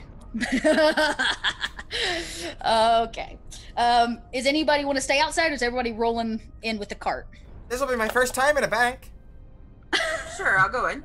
Ari's gonna stay by the cart and take a moment to like set it down and just lean against it in a tantrum. Right there at the kind of the entrance. Well, as you enter, there is some kind of bank manager that welcomes you in. She's an elf, highborn, very clearly, and she says, "Welcome to the bank. What can I help you with today?" We got a lot of gold. And she says, "Well, it's a good thing you're here then. Is this gold from one of you in particular? Do we need to open a savings account?" And Fergus just looks at Finbar like... And then Finbar looks at her and and the woman looks to Ari and says, "Is this meat cart the gold you're speaking of?" She says, kind of with a snotty tone. It may well be a cart of meat, but its contents are indeed gold. She stops for a second and looks at you and says, "Which district are you coming from?" The food district. "I see. And are you happening to be making this delivery for someone?" Yes. Are we? Yes. Yes. What was his name? The big fat guy. He was mean. He was Yes. really, really mean. Big fat Yeah. She says, He was a "Say." collector. She says, "Say no more. Roll your meat this way." And she she ushers you kind of around the edge past a bank full of about 10 people. There are 2 tellers and the bank manager. And she says, "Please follow me." Are you going to follow Ari with your gold cart? Gold-filled cart? Ari's gonna sigh And lift up the cart again. You bend and snap the cart back up. And You got this, girl. And as she begins to push you kind of, or, you know, you come through this double set of doors, these stone doors, you enter this rotunda space. She ushers you around as if you guys are going to head into the back of the kind of teller area for delivery. And as she does so, you hear a commotion behind you, and 3 men in masks run in. One of them is holding a wand. 2 of them are holding 2 daggers. Everybody grabs somebody by the throat and adds the dagger to the throat. And they, one guy locks the door behind you, and he says, "This is a bank heist. I want everybody to hit the floor." I just knock it a few times. That's right, everyone on the floor. They look at you and go, "You too," as these kind of men in just kind of it's almost like a bandana, really, that they've tied around their face, are clearly having a stick up. And one of them holds an amulet on his chest, and he calls forth, he says, "Shield Guardian, come forth." And out of nowhere, the Shield Guardian kind of like magically appears, and also takes a few hostages by the scruff of the neck and throws them against a wall and looks at you, as well as the woman, the bank manager that's helping you, and says, "What's in the cart?" My name Sausages. is Finboo, and I turn invisible. He goes, as if, you know, right for out from underneath it. And he looks at the 4 of you and says, "Open the cart." Make me. Pinch me first. So Fergus is just sort of like sitting there shaking, like, ah. Everybody else has hit the floor, and he says, "How about this? You open the cart, or we start killing people." Sir, before we do that, may I interest you in a drink? And I pull out like a little like flat, little like water skin, shake it, and it's like water on the inside. I mean, I'm sure you're parched with all that heisting. It's very tasty. Very. The man with the amulet that had the amulet on originally walks over and backhands it from you, and he says, "We don't want water, we want your gold." And he says, "Kill the woman and child." And he looks over, and one of the guys slits the throat of a woman and brings a bag over, which is a giant bag of holding, and dumps her body in it. And he says, "The kid's next." This is my first time at a bank. That's a pretty. That's This is like every holding. day when you're going through the tax market, my friend. This is worse than Oh. getting a woman. So, as the guy who's going to like slit this child's throat now, because I'm super fast, I'm just gonna run up and open fist hand at this guy with my unarmed strike, and just like, he's gonna have to make a dex save because I am way of the open hand, and just like push him back. Yeah. Okay. Okay. Oh, the 19. And a 20 for his dex. He just makes it. He just makes it. As you kind of fist palm, does he take any damage at all? Is it yeah, he still takes the damage. I mean, the DC save was like a 12, so he really made it. Okay, but cool. he does take the same damage from my unarmed strike, which he takes 7 damage, and then I'm just gonna burn a key point to flurry of blows him, because you just don't kill children, man. So I'm gonna do the 2. So flurry of blows. This is my first time playing a monk, so just be a little. No, by all means, we'll take our time. So another 1 key point, and I'm gonna make 2 more unarmed strikes at him. Okay. Where's my thing? There we go. So boop for 14. Okay. The 14 does not hit him. Okay. So not the first one. You get 2. Okay, and here's the other one. Yep. I'm guessing the 13 doesn't hit him either. Does not. When you make your first attack with the open palm, he does drop the child, and the kid falls to the ground.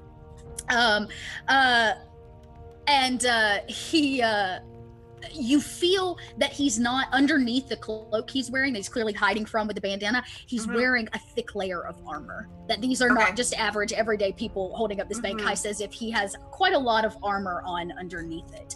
And he's hiding that. So he does take some damage, but he laughs even a little bit at you and says, and reaches out to grab you. So we are going to go into initiative. If this is the, if this is the plan, we will go into initiative. Hey, man. Rolls are on do I need to roll initiative since I just kind of like started the round? No, we'll just say you're at top of round. That's totally fine. we'll put everybody else in after. 13 on Woo! this. Woo! Woo! Woo! Okay, a Nice. 13 for you. Okay. 15. Okay, so, and I've got, oh my god, I've got 3 of them to roll for. So we're gonna say, I did roll a 20. We're just gonna say they're gonna be at the end of the round, since Ryu started, because it'll just be easier for me to keep it that way. Alrighty. So chat says, great. So in order, it'll be Ryu, Ari, Otheus. Yep, Finbar. And last but certainly not least will be Fergus. No. And then we'll say the bank. Everybody from the bank will go, and that includes the Guardian. All right, so we have one dead body. The child has been dropped, and it is Ari's turn. What would you like to do? You see this happen, and commotion basically sets in. All the common folks start screaming, women and children, the kids crying because he just lost his mom, who has kind of been dumped into a large sack, and yeah. Do I still have the gentleman with the knife against my neck initially? He grabbed somebody else. Nobody has grabbed you guys yet. Okay. Yeah, they looked at you and said, give up the gold or we will. Well, Ari is going to pick up one of the gold bars and actually toss it against one of their heads. You're gonna use the gold bar as a weapon? Yes. Yep. Okay, sure. We'll say that your movement is like reaching and making the gold bar happen, and you can give it a throw. You can use your dex space, so I'll give you the dex on it. Why not? All right, so 15 plus 6. 50, wow, okay, yeah. So you actually hit the shield guardian. Oh, wait, sorry, plus 3. Plus 3, sorry. That was my plus. Okay, yeah, so you hit the shield guardian. You do manage to hit him with this giant bar upside, and he's giant. He's like 7 foot, just unnaturally large man. I'm hoping at least like a dollar sign against the forehead. Yeah, well, he's technically wearing a helmet, but we'll say, yeah, sure, why not? You hit him and there's like an imprint that ends up in his face. Roll damage for that, which I guess we'll just take a strength. I don't know, a 4. Yeah, it's a strength, so add your strength to a d4 maybe? To a d4? Yeah. That would make 7. Okay, so this shield guardian takes 7 points of damage, which he kind of feels, but he also kind of laughs it off. I mean, he doesn't even budge really. It just like hits his head and falls down. Now he's got this big old money sign inlaid, and he looks right at you. He's ready to grab your throat and strangle you. Otheus, what are you doing? So what are the layout of the people, the shield bearer and us? Is it like, are they clumped up or are they apart? So they have separated. They're on the basically opposite side of the bank. So all of the hostages have been kind of collected and moved out from behind the bank and are off on your right. And you guys are kind of clumped to the left. You guys have the shield guardian closest. The other 3 people, one with a wand and 2 with the knives to throats, are off on your right. And they're about 10, 12 feet away. Oh, okay. So, well, we should just do what he does and freeze. I'm going to cast Hold Person on the lead guy who was originally talking at us. And okay. That's a wisdom save at 14. Ooh, he's not very wise. Well, he is robbing the bank. And he beats it, 14. Ah. So he just beats it. As he kind of feels it, you can see him shriek up, and he lets it go. As he's gonna Ryu's, I think, actually over there because you were fighting him. So before he makes his motion to you, he goes to freeze and then releases at the last second. Fine, I guess this is a real sticky situation, and I bonus action into a giant spider. Oh, you changed into a spider. Okay, cool. Yep, giant spider. Finbar. I'm looking for a panic button in my invisible state. Okay, roll like a, I don't know, yeah, roll that search. We'll see how that, I guess it's not search anymore, it's a perception or investigation. Investigation. 17. 17. So for that investigation, you go behind the teller area because you're invisible, and you do find something. It's a giant bell, like a huge bell, but you don't see. There's no like button that you can press and be like, "Oh, it's time." So you can ring the bell if you want to. It's that bell from Pirates of the Caribbean. Yeah. Yeah, yeah. Just it's huge. It takes like 2 hands to ring. You know. Okay. Yeah. Okay.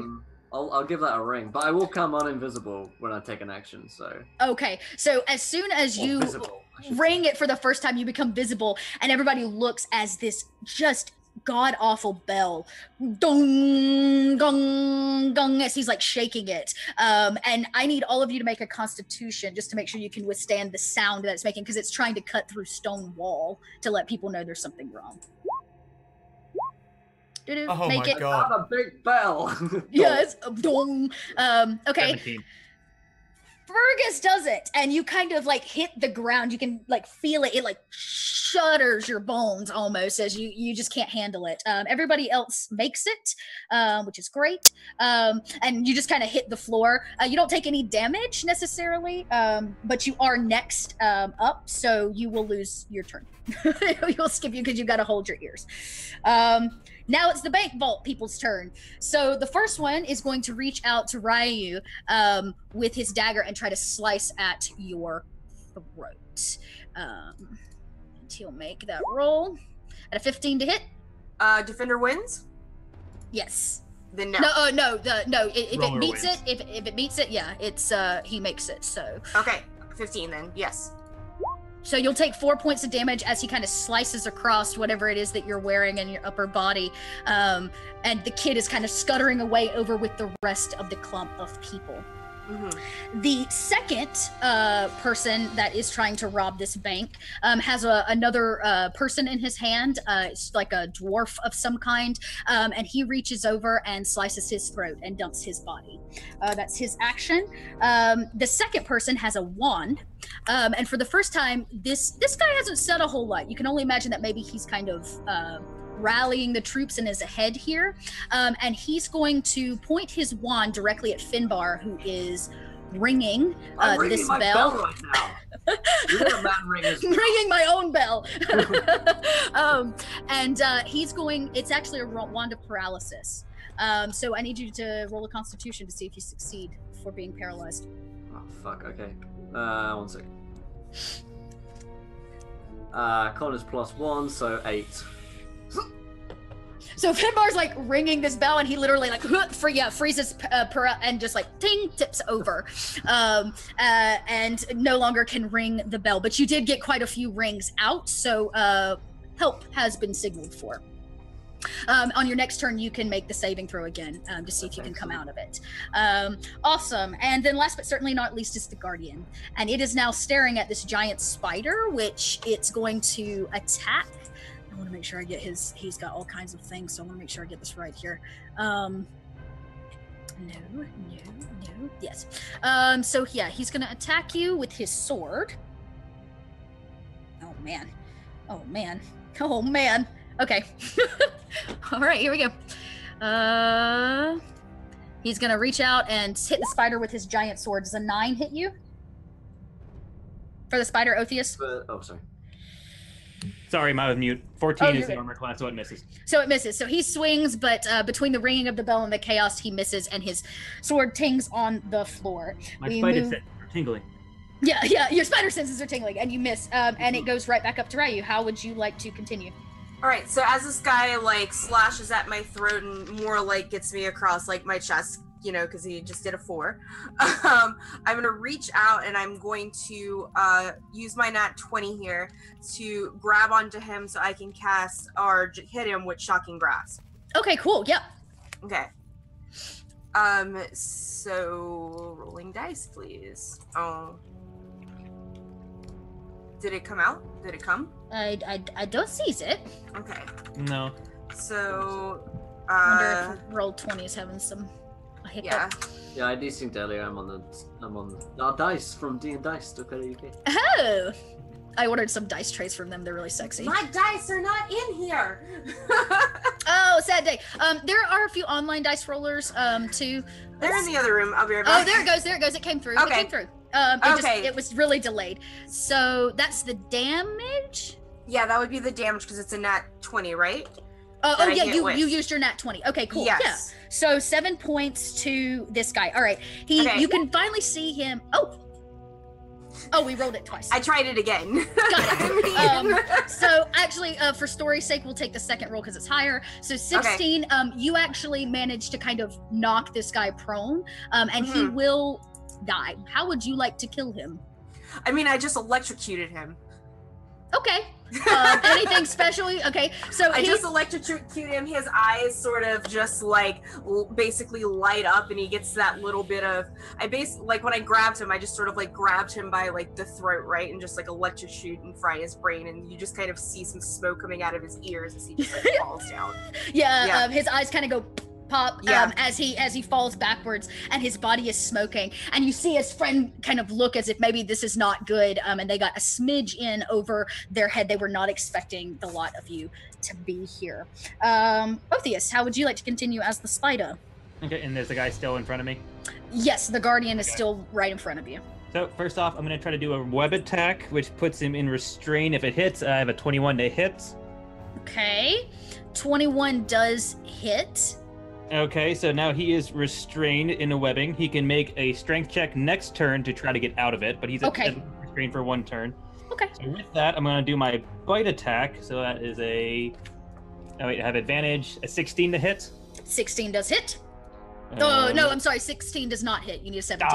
So the bite doesn't hit, but he is restrained. So he will try to make that strength check on his next turn. We're just not there yet. Finbar, you are paralyzed. Would you like to make that constitution to see if you can get out? I surely do. The +1 on con, that's a 14. 13 plus 1, it took me a minute. Yeah. I think you have to make a 15. I'm gonna double check that though. Yeah, a 15. So you're still restrained. You tried really hard. You're so close, but not this turn. Fergus, you are no longer being numbed by the ringing of bells. So how would you like to proceed? Fergus would like to look at the group of bank robbers. Are there any that look a bit stupid? You can tell that the Guardian is clearly not that bright. It's being controlled in some way. It's simply here as like brute force. And the other guy that is here, the one with the wand seems like he's running everything. So he's probably the smarter person of the two. There's the other guy with the dagger on the opposite end of the bank from you probably could easily be finagled into doing whatever you wanted, whatever you're trying to do here in terms of intelligence. A crit success for Ari from Arctic. Thank you, my friend. Ooh. Nice. So Fergus is going to jump on his kobold, fly over a little bit, and cast suggestion on this dagger guy. And he's going to say, "Go and fetch the watch, or the collectors." Oh, okay. Go fetch the collectors. Okay. Well, what does he get? I guess he gets wisdom a saving throw. Oh, a wisdom saving throw. Oh. Well, I've already heard my bell, I think. At a 1, he fails. And he drops literally, well, he already has dropped a dwarf. He slices his dagger in and begins exiting. It's actually his turn, so he begins exiting towards the outdoor, which has kind of been barricaded, and begins lifting the bar and pushes the door open. And the guy with the wand for his turn turns and goes, "Stop!" And casts another paralysis spell on his own teammate to keep him from exiting and doing what you ask. So he's going to make another Constitution roll, this poor guy is, which he succeeds at for the wand of paralysis. His Constitution, so he is not and has exited the bank. And you can see that after the ringing of the bell, people have started to collect outside the bank doors. Everybody's looking in. Oh my god, as this guy kind of runs off, and the one guy with the wand is realizing his plan is going to shit very quickly. It's now the Guardian's turn. The Guardian's going to reach out and attack the spider once more. That it's in combat with a 9 does not hit, so I'm guessing. Damn. Nope. Okay, he misses again. And it's back around Ryu. You're muted. After I drop this guy, after I electrocuted, I'm gonna turn and I'm gonna fixate on the guy in charge, and I'm going to ninja run over there and and I'm going to pull out my quarterstaff and go after him with that first. Okay. For a 19. Hit. Okay, and it's two-handed, so that would be 8 damage, and then I'm gonna burn my key point for a flurry of blows to sort of like do this weird cartwheel and just kick him in the face with my feet, right? After hitting him with my quarterstaff. Yes. So 13 for the first one. Hit. All right. So this guy is clearly not wearing as much armor. 7 for that one, and then with my other foot, an 18. Okay. And 4 damage with the second foot, and I finish my cartwheel and I stand there all monkey. You've knocked his teeth literally out of his face. He's now like on his hands and knees. He's clearly about to either pass out or just flat out die from blood loss out of his like nose, and his teeth and are gone, and he's kind of like spitting up blood. And he goes, "You have no idea what you've done," as he spits up more blood. It is now Otheus' turn. All right. Do you want to do the strength check to see if the guy broke free of the web? Correct. Oh, I should have actually done that, but yeah, I shouldn't have. Yeah, it's fine. I didn't even think about that.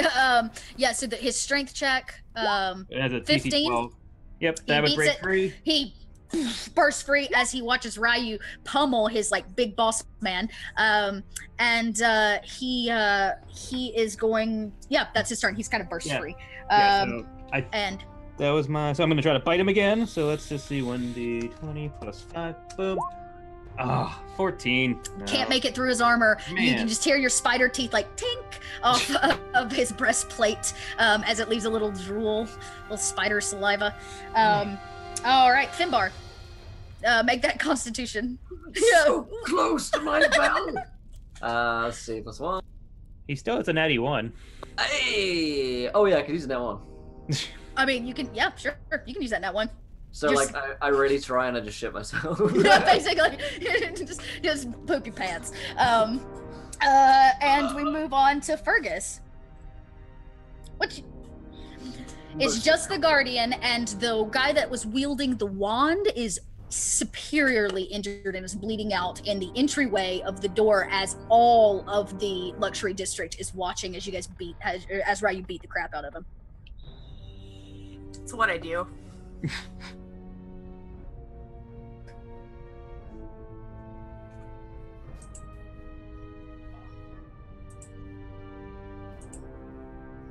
Okay.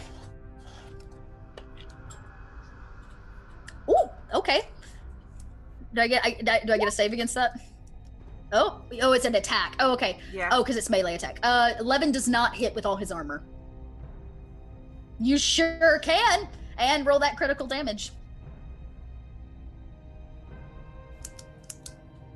Oh, damn. Okay. Yeah, it'll be double. Baby. Okay, so it's meant to be. So 12, 24? All right, 24 points to this man in armor. As you see the lightning like right up and down his armor as he like and takes a solid 24 points of damage, and clearly feels it as the ends of his hair are kind of still smoking out from underneath his helmet. Next up is going to actually be the bank, or the guy with the wand who was trying to hold up the bank, and he looks up to you. He's not even going to take a moment, and he says, "Just let us go," he says. He's talking to me? Yeah. So I'm gonna walk up and I'm gonna like, first of all, like grab his wand and snatch it out of his hand. Okay. He's gonna try to make a dex against that, but he's gonna take it at disadvantage because, let's be real, he's dying. Okay, so it's his dex against my dex. So a 7. Oh, that's a save. I'm gonna do a dex. 15. So yeah, So a 15, yep, correct. Yeah. He tries real hard. He doesn't have the dexterity with as injured as he is, and you rip it from his hands. And he looks up at you as blood is running out of his ears and his nose and his mouth.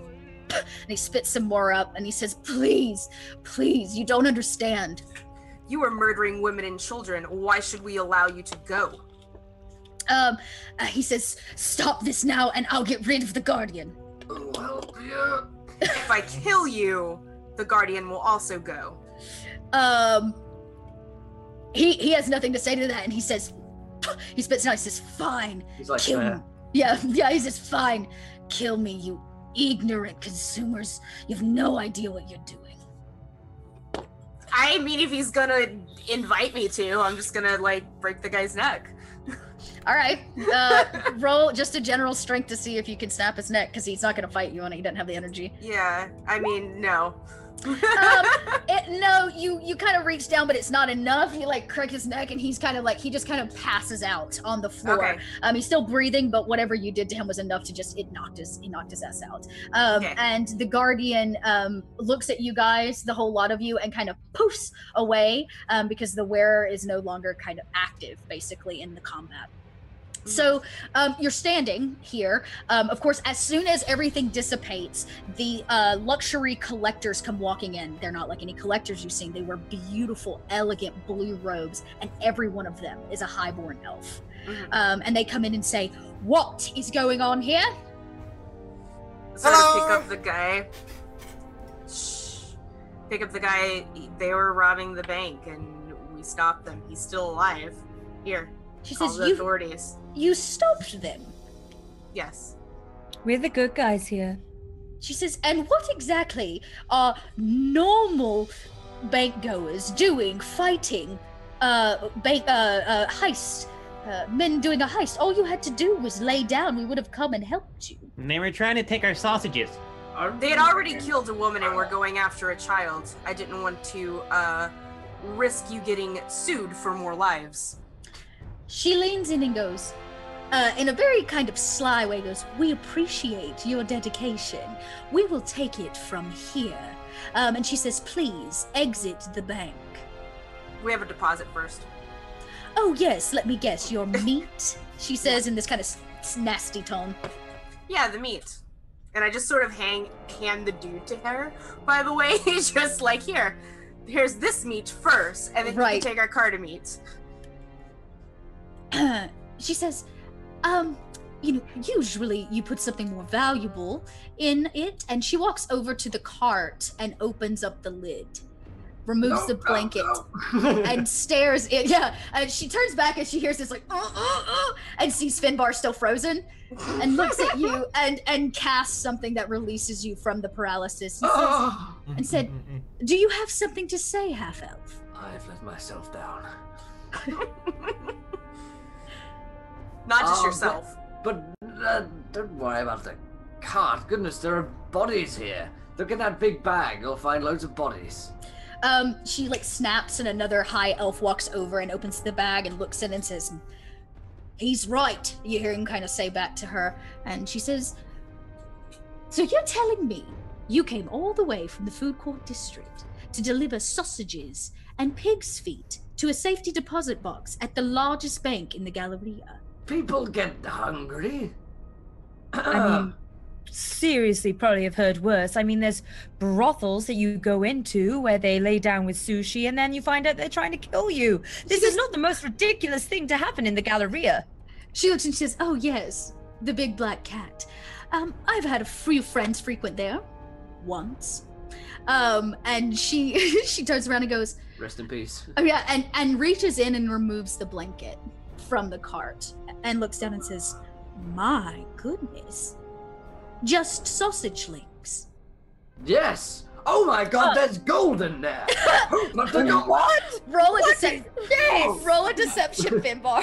Oh, can I give them both disadvantage? Because while they're doing that, I'm like, well, but this is our gold. We're bringing the gold here. Well, How about this? Let them roll the deception first, and then you can roll. I'll let you.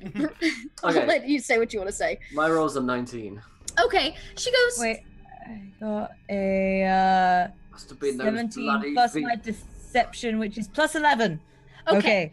So between both of your rolls, before we get to Fergus screeching about his piece, she says, so I assume you didn't know there was gold in your meat cart? Who are you moving this for? And then she turns to the little one and goes, do you have something to say? Yeah, we know. Shut up, Fergus. And I ring the bell as he speaks. I go, dong! Everybody like grabs their ears. No! And she says, Sorry, so silly of me. she recovers and says, please don't do that again. And as she's kind of having this conversation, she turns back as they have been, her kind of lackeys or the other collectors have been surveying the damage done here. They've removed the bandanas from everybody's faces. And you can kind of see him whispering, and he comes out and he says, they're from the Makers District. These must be the fraudulent gold bar makers that we have been hearing about. And she says, oh, well, you have done our job for us. Those bloody gold makers. Yeah. You're welcome. She looks at you and she says, it is much appreciated, but I'm afraid we're going to have to keep this gold for evidence. Well, is there some compensation that we could receive? Compensation for doing good. For doing your job. A reward for doing what others were not willing to do, as well as doing your job for you in saving the patrons of this bank. Right. Except for one. And we Except did for push, that one. and we did push that cart all the way from the food district with all that gold. in it. Yeah, She That says, was Solve the food. so she's kind of putting all this together and says, I can tell the lot of you are trying to hide something. I'm not exactly sure what Well, it is. I'll be honest. I Please. had a suspicion that something was a little bit more fishy than it was meaty with the cart. But I didn't say anything because, well, we're poor scum and we don't really get much money. But I tell you what, now that I realize that what that person did was wrong and that they are gold stealers and makers at the same time, perhaps we could give you some information on where to find that villainous individual who sent us so astray. But Finbar, earlier you said you're the greatest bard in all the. She says, I like your style, half-elf. How about I'll trade you information for your information? Okay, I like the sound of that. What is your information? She begins kind of walking the floor as if maybe she's given this speech before, and she says, you see, the Makers District is full of blacksmiths. So they have the tendency to like to steal gold bars, melt them down, fill them with fake metal, and repurpose them and sell them at an up price. Very forged, if you would, their gold bars. It's been a problem here and has caused some issues with the owner and his take, if you would. Now, it would be very helpful if you could tell me where these pure gold bars came from, so I can make sure they are either returned or reported to the correct collectors who sent them. Right. Well, they were just sitting around in the food court.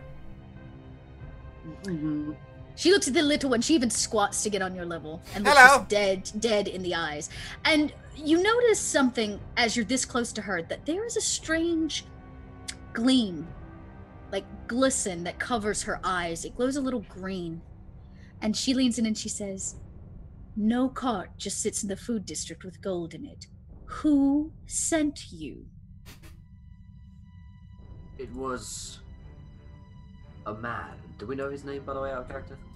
It was someone very mean. Very It mean. was- Big fat mean guy. It was a collector. She player. What was She his name? says, so it was the collectors from the food court district. Right. Well, he ate a lot, so probably. Yeah. They all eat a lot. As she kind of runs her hands down her very thin, lean figure, in distaste of them, and says, I appreciate this. We will handle the dead mother and child. We'll make sure they are taken care of. All you need now is to scutter forth. Speaking of, we have a bit of a rat problem. Do you have any ideas on how to get rid of them? Mole rats? Hmm. She kind of sticks her nose in the air and she says, mole rats frequent low-end areas of the Galleria. We don't have that problem here. If you want to deal with your rat problem, I suggest you either clean your facilities or go down to the Monsters District and see if you can't find a cure there. I have Sounds a, like you guys got a shithole of a tavern now. pretty much. Yeah. We I don't have a own a question. tavern, though, because we're scum, remember? Not when I'm done. I will have it up to the. Are you also gonna handle our meat? Always. She looks at you I'm and an says, expert. I don't eat meat. Please, we will unload the cart here and you can take it with you.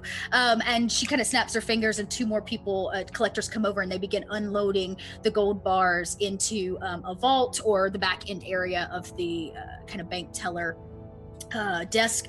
And she looks at you and goes, are you still here? Is there something else I can help you with? No, see you later. Well, you could tell me where you got your jacket. It looks really pretty. She says, oh, little one, you couldn't afford this jacket. And swishes the tail of it around in your face as she, like, walks off to do her bidding. And the crowd of hostages that were held have kind of dissipated, except for the sobbing child. Is he sobbing over his mother's body? They have taken the like, sack or the bag that it was put in. He's been left without his mother's body. I say, don't worry, kid. One day you'll be an adventurer, I can tell. He says, he comes up and he says, what do I do now? Well, You should go find your dad. find your dad if you have one. If not, find an orphanage. Try and add a few more elements of tragedy to your origin story. And in time. And then apply for kind Encounter old Roleplay's lady. Thursday game and come Do it, live out your story. Walk into a tavern, you'll be fine. The kid goes, you know, she's lying to you, right? What's that? He says, that mean lady. Insight check the boy. Yeah, go ahead, roll an insight. I'm Oh, gonna. I was gonna say, can I use my nat 20 after I rolled it? sure can. Why not? We'll give you can even, take that advantage there. It has the 20. Yes, Yeah. so you can tell the kid is actually completely telling the truth. That in his state of disarray from the loss of his mother, he's not gonna lie to you guys. What is she Guys, lying I to think us this about? boy has something to say. I knew you could not be against both sausages and hanging hams. I knew she ate meat. She knew she was lying. The kid goes, it's kind of not safe to talk here. Maybe we should find an alleyway. That seems unsavory. A bunch of adults with a young boy in an alleyway. And he starts crying. What do you mean? Are you gonna kill me too? I pick up the child. There. Let's go. And I just walk out with the child. And You are so yeah, warm. it actually does console him a little bit to have somebody like hug him and tell him it's gonna be okay. And he kind of leads you and points you down to a side alleyway. It's just a little nook, if you would. That's about 100 or so feet from the bank you were just in. People are still gathered around the outside of the bank, so you don't have to worry about anybody kind of listening in. And the kid goes, everything here is sick. What kind of sick? Everybody is greedy, and all they want is money. Okay. He says, my mom and I, we've been here for 3 weeks. We can't find the exit. Have you tried one of the guides? The guides, they just lead us in circles.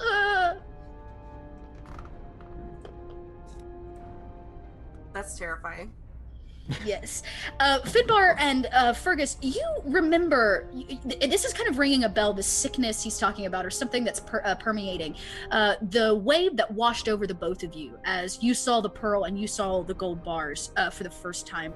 And you wonder if the kid is not actually telling the truth, that if there isn't something larger at play here.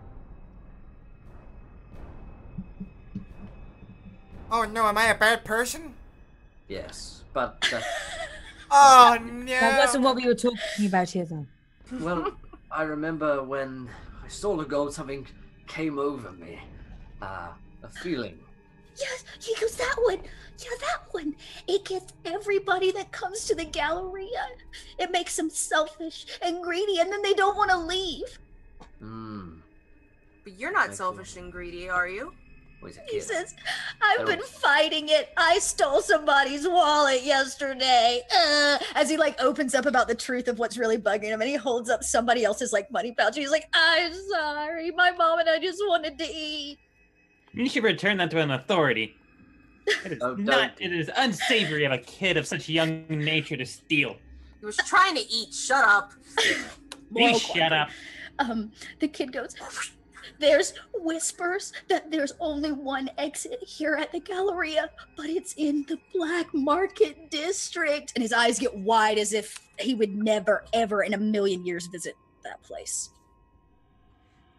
Well, now listen, Okay. before we even think about exiting, we have to go to the fashion district. I really want some new clothes. Yeah. The kid kind of looks at you guys and he goes, I'm telling you, there's something going on here. I can feel it. I can feel it. Can you feel it? Yes, small child. We believe you. I believe your plight, small child. Let us find you a safe place, and we will see what can be done about this weird feeling. As you're kind of consoling this child and a lot of you are surrounded him in this small alleyway, you hear from the main area staring down, you hear, hi, I'm guide number 642. I see that you seem to be lost in this alleyway. Can I help you? As if it tracked you guys to this position. I turn to look at the guide. No, we're not lost. Are you sure you're standing all alone in an alleyway? No, we're Yes. not. We have a boy. You see whoever's underneath this giant mask tip its head kind of like a dog and says, a child. Are one of you its parents? His parents was murdered. We saved him. Oh, I'm so sad to hear that. Here, hand me the child and I'll make sure it makes it to the nearest orphanage. Where is the nearest orphanage? We'll take it ourselves. Oh, orphanages are controlled by the local district. So your collectors control the nearest orphanage. They have to be delivered direct by either me, a guide, or one of the collectors. Oh, he Yeah, hasn't but- exactly said he was an orphan. We still haven't found his father yet. The kid looks up very quietly and goes, I don't have a dad. Shh, shut up, kid. I mean, I have a dad. Yes, he has a father. I don't know, I mean, they've been the nicest people we've met so far. This seems legit. No. Oh. The guide goes, I will be sure to take care of this delicate, soft child and make sure it arrives at a place where it can thrive and move to the next phase of its life. I mean, she just sounds so happy. I didn't want to admit it. I've been trying to maintain my individuality for a long time. But it's time to admit that I am indeed the parent of this child. And I know, I don't look like the most motherly type. I'm going for that look. It's That's fine. because you're his father. I mean, you didn't have to talk about the surgery. The guide like tips its head and tries to put all this together and says, okay, it seems like this child has an adult in its life, but we do ask that you do not hang out in the alleyways. It makes people nervous. Cool. We'll be on our way in a moment. Hey, But did you're we in the make way, you so we can't leave. I make people nervous. Finbar's so sassy today. He's had a long week. So you see the guide motion for somebody off to the side, and another guide arrives next to her, and the two guides go, we'll be happy to lead you and guide you wherever it is you need to go, but we are going to ask that you evacuate the alleyway. Okay, if you get out of our way, we can move. Wow. And they kind of step to the side and bring you forward. And then, of course, it's almost like repeat. Somebody hit the reset button. Hi, I'm guide number. How can I help you today? Hold this child's hand. Hold this child's hand. Like I say to the new parent. Sorry. You guys walk past the bank, and you see. Well, if you're short, you can't see it. But if you're above 5 feet, you can kind of see over the heads of the crowd that's on the outside. The collectors, the gold bars that you left are gone. The bodies that were there are gone. And everybody roll a perception. Well, I got in that one. Oh, thank you. 2 nat ones. Oh, okay, great. So Ryu, And then my roll's a 3. You notice something now that you're not kind of involved with the child anymore, and you've left that to Ari. You see that the last of the collectors, the one that had the bag with the bodies, has kind of exited out a side door of the bank and is heading down one of those back alleyways that has a flight of stairs that nobody's supposed to frequent. But you can still feel the eyes of the 2 guides on you as you guys walk away from the bank. I make a mental note of this, and I just sort of hanker back so that I can talk to... Oh god, everyone here is an idiot though. The least of the idiots, which is Ari. And I make mention of what I have seen. You kind of, do you point in down the alleyway and let her know that it went that way too? I do like a head nod, because I feel if I point it would be too conspicuous. Cool.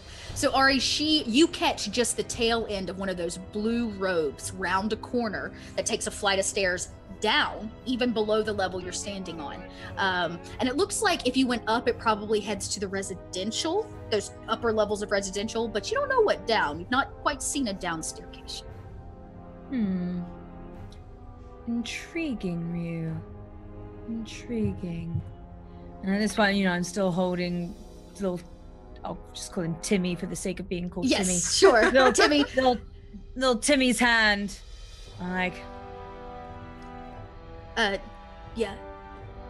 This requires further investigation, and I just put his hand in the hand of a fellow stranger walking past. So before you can set him down, he leans in your ear and whispers, "Don't follow them. That's where all the dead bodies go." Have you seen dead people? The kid goes, the kid looks at you and he says, "This is a catacomb, mister." And he grabs the hand of a random stranger as you guys kind of walk past him and leave him in the crowd. Like, congratulations! Here you go.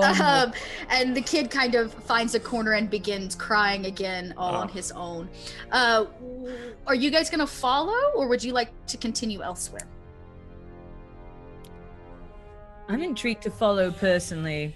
A bit of danger is always fun. Let's go. A little danger is always fun. But first, I need to find a public restroom. Okay, Likewise. we take a pit stop. There is a, it's pretty simple. There's like some general public restrooms which aren't well kept. It is a luxury district, so it's the most well kept. But is everybody taking a potty break? Is it bio break legit for everybody? I'm good. Go. I was about to say, go ahead and we'll wait it out. Even adventurers have to pee. It's understandable. In the meantime, quick shout out to our sponsors, D&D5E. Yes. Get some sexy dice, support the show. Go find that link there. The affiliate code rather is Encounter Roleplay. Get 5% off all your dice trays, your metal dice, your you've got your gold dice. There's 24 karat gold dice on that website. Fuck me. That would be a nice present. Way better than a wedding ring. Oh yeah. Put it on the wedding ring. Have the right. 20 face up. The 20 can be the set, You can make a ring out of the... It's like one of those reveal boxes, but the jeweler puts on a random number, and if you get like the 1, it's like you instantly have to break up. You just gotta weld them together. That's the... There you go. Oh man. Oh. Yeah, if it means anything, I went, they have some really sweet, I ordered 3 dice trays from them. I love their folding dice trays. So they haven't arrived yet, or I would show them off, but I am getting some. I've got mine in the other room, actually. Yeah, they're really cool. Their purple one is like so sexy. It's the sexiest dice tray. So we're missing... double up the ring as like a crown as well. Yeah, all the way around, like a tiara, just all of your gold in the front, yeah. Cool. So all we're missing is Fergus. So we'll let him rejoin us. But you guys do begin. I'm gonna have everybody roll a stealth. That way, this person you're tracking doesn't hear you. Do I have disadvantage because of my wailing staff?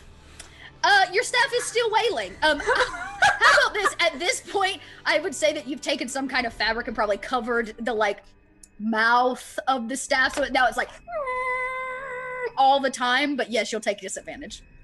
Thanks for reminding me of your wailing staff. I wish you would have just left that. So Ryu does make it. You like duck in the crowd and then down the alleyway, and the guys don't even see you. So you a 10. It's not the worst thing ever. You two manage to kind of disappear into the crowd. You don't need a whole lot. There's enough people. I just need to make sure that nobody like crit fails that stealth. And It's 7. okay, you guys don't do it terribly. It just gets worse and worse as we go through. So you guys do make it down the hallway, and you don't see this person. They had a far enough advanced on you, but the hallway only goes one direction, this like staircase. And there's a spiral staircase that leads down and around, and you probably go 2 stories down into the ground before you reach a very dark cavern. But there's a ledge that you're all standing on. Everybody, who's got dark vision? I do. I do. Okay. If you got dark, I do. okay, cool. So if you've got dark vision, which may all be all of you, you can see that even in this dark tunnel, the ledge you're standing on is only about 5 or 6 feet, and then it drops off into a giant chasm.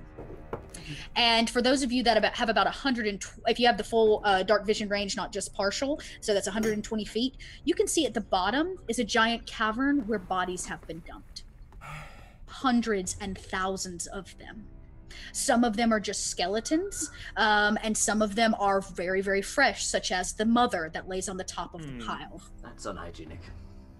And it smells god awful. It has that kind of a aroma, of death. Has a scent to it. We need to get out Death, of shame, here. and destruction is my favorite smell. Roll an everybody roll an insight. I might even take a history check if that's better for you. It would have been, but I'm fine with the 19. Okay. Yeah, I was about to say 19's pretty good. Okay. Yeah. So Otheus recognizes that recognizes that the skeletal bodies, the ones that are kind of at the bottom of the pile, if you would, are dwarven. Fergus, in your grand adventure that you've been here 72 hours, it's not so much the recognition of the bodies, but the fact that this used to be a catacomb. And you guys have seen tons of catacomb shelves, you've seen these repurposed spaces, but you've not seen a body anywhere. This place used to be filled, historically speaking, filled with dwarven bodies. Royal, ancient ones. And you can only, with your knowledge, expect that this is where they dumped all those bodies to clean this place out to repurpose it into the shopping facility. Seems like the death pile has a foundation of dwarves. Well, it is quite a short foundation. Huh. Huh. Wah. Finbar, you hear a crack, like of footsteps or rock off on your right, like way far down the ledge. And when you look, all you catch is the glimmer of green glistening eyes, as if maybe the elf that brought and dumped those bodies is still watching you from the distance. There's someone watching us down here. I'm not sure it's a good idea to linger. All right, well. Seems safe. I mean, there are hundreds and thousands of bodies. I don't really want to join them. Let's get the fuck out then. Good idea. Good idea. But by the time you guys make it back up to the top, the crowd near the bank has dissipated. The elf that you followed has beat you back to the surface, or to the first level of this district, and is leaning outside the bank in knowledge of the fact that it just watched you find something you probably shouldn't have. Is that not the bathroom? Oh, we're terribly sorry. This male high elf looks at you and says, "Go find a guide. I'm not here to answer your measly questions."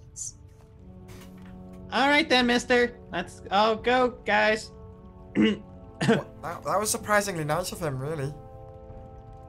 He has eyes on you the whole time you leave, and he leans over or into the doorway to clearly somebody else he's talking to and whispers something that you can't hear.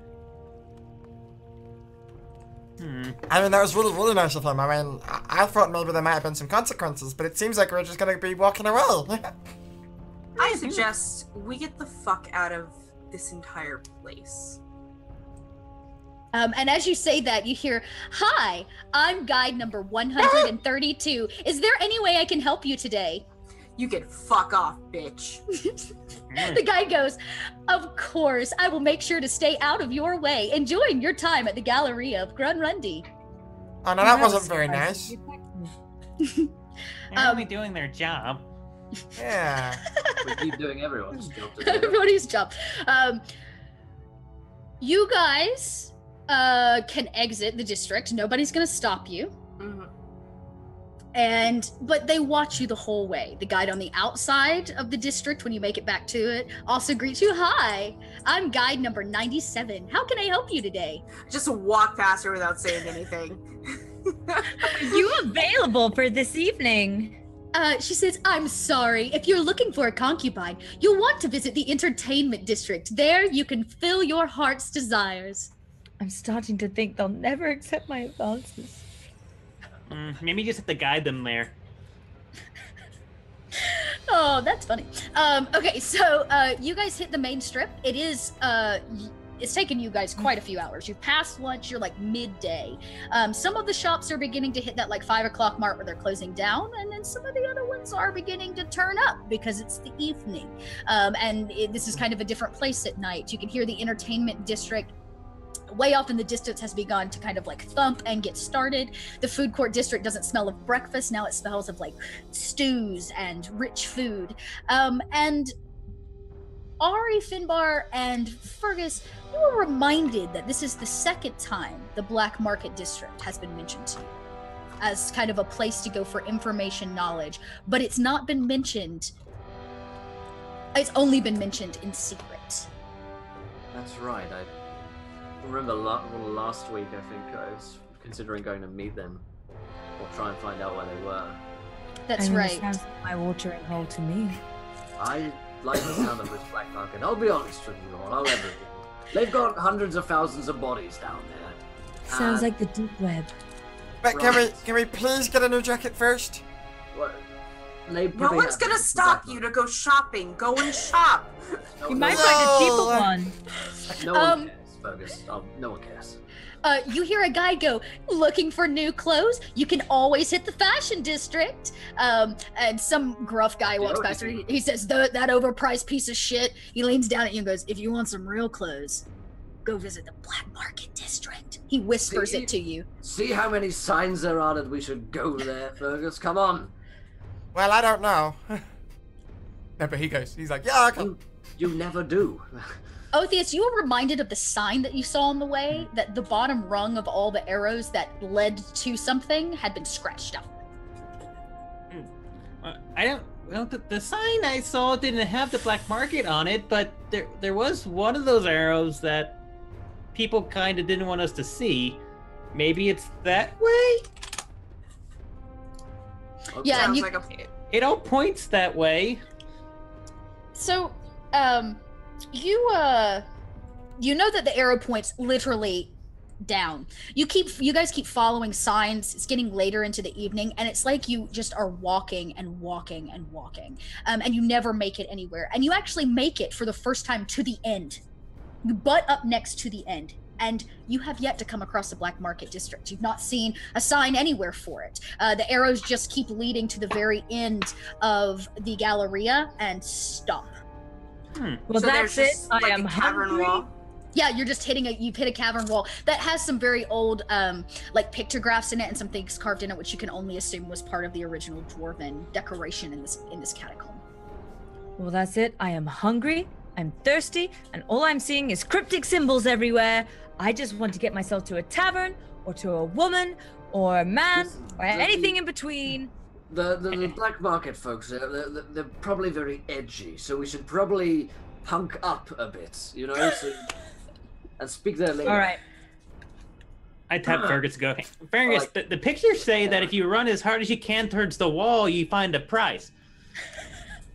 Sounds Okay. like- Fergus, full tilt, just Sounds runs like at the wall. You hit that solid wall, and it is still a solid wall. I mean, there's no reason not to trust you.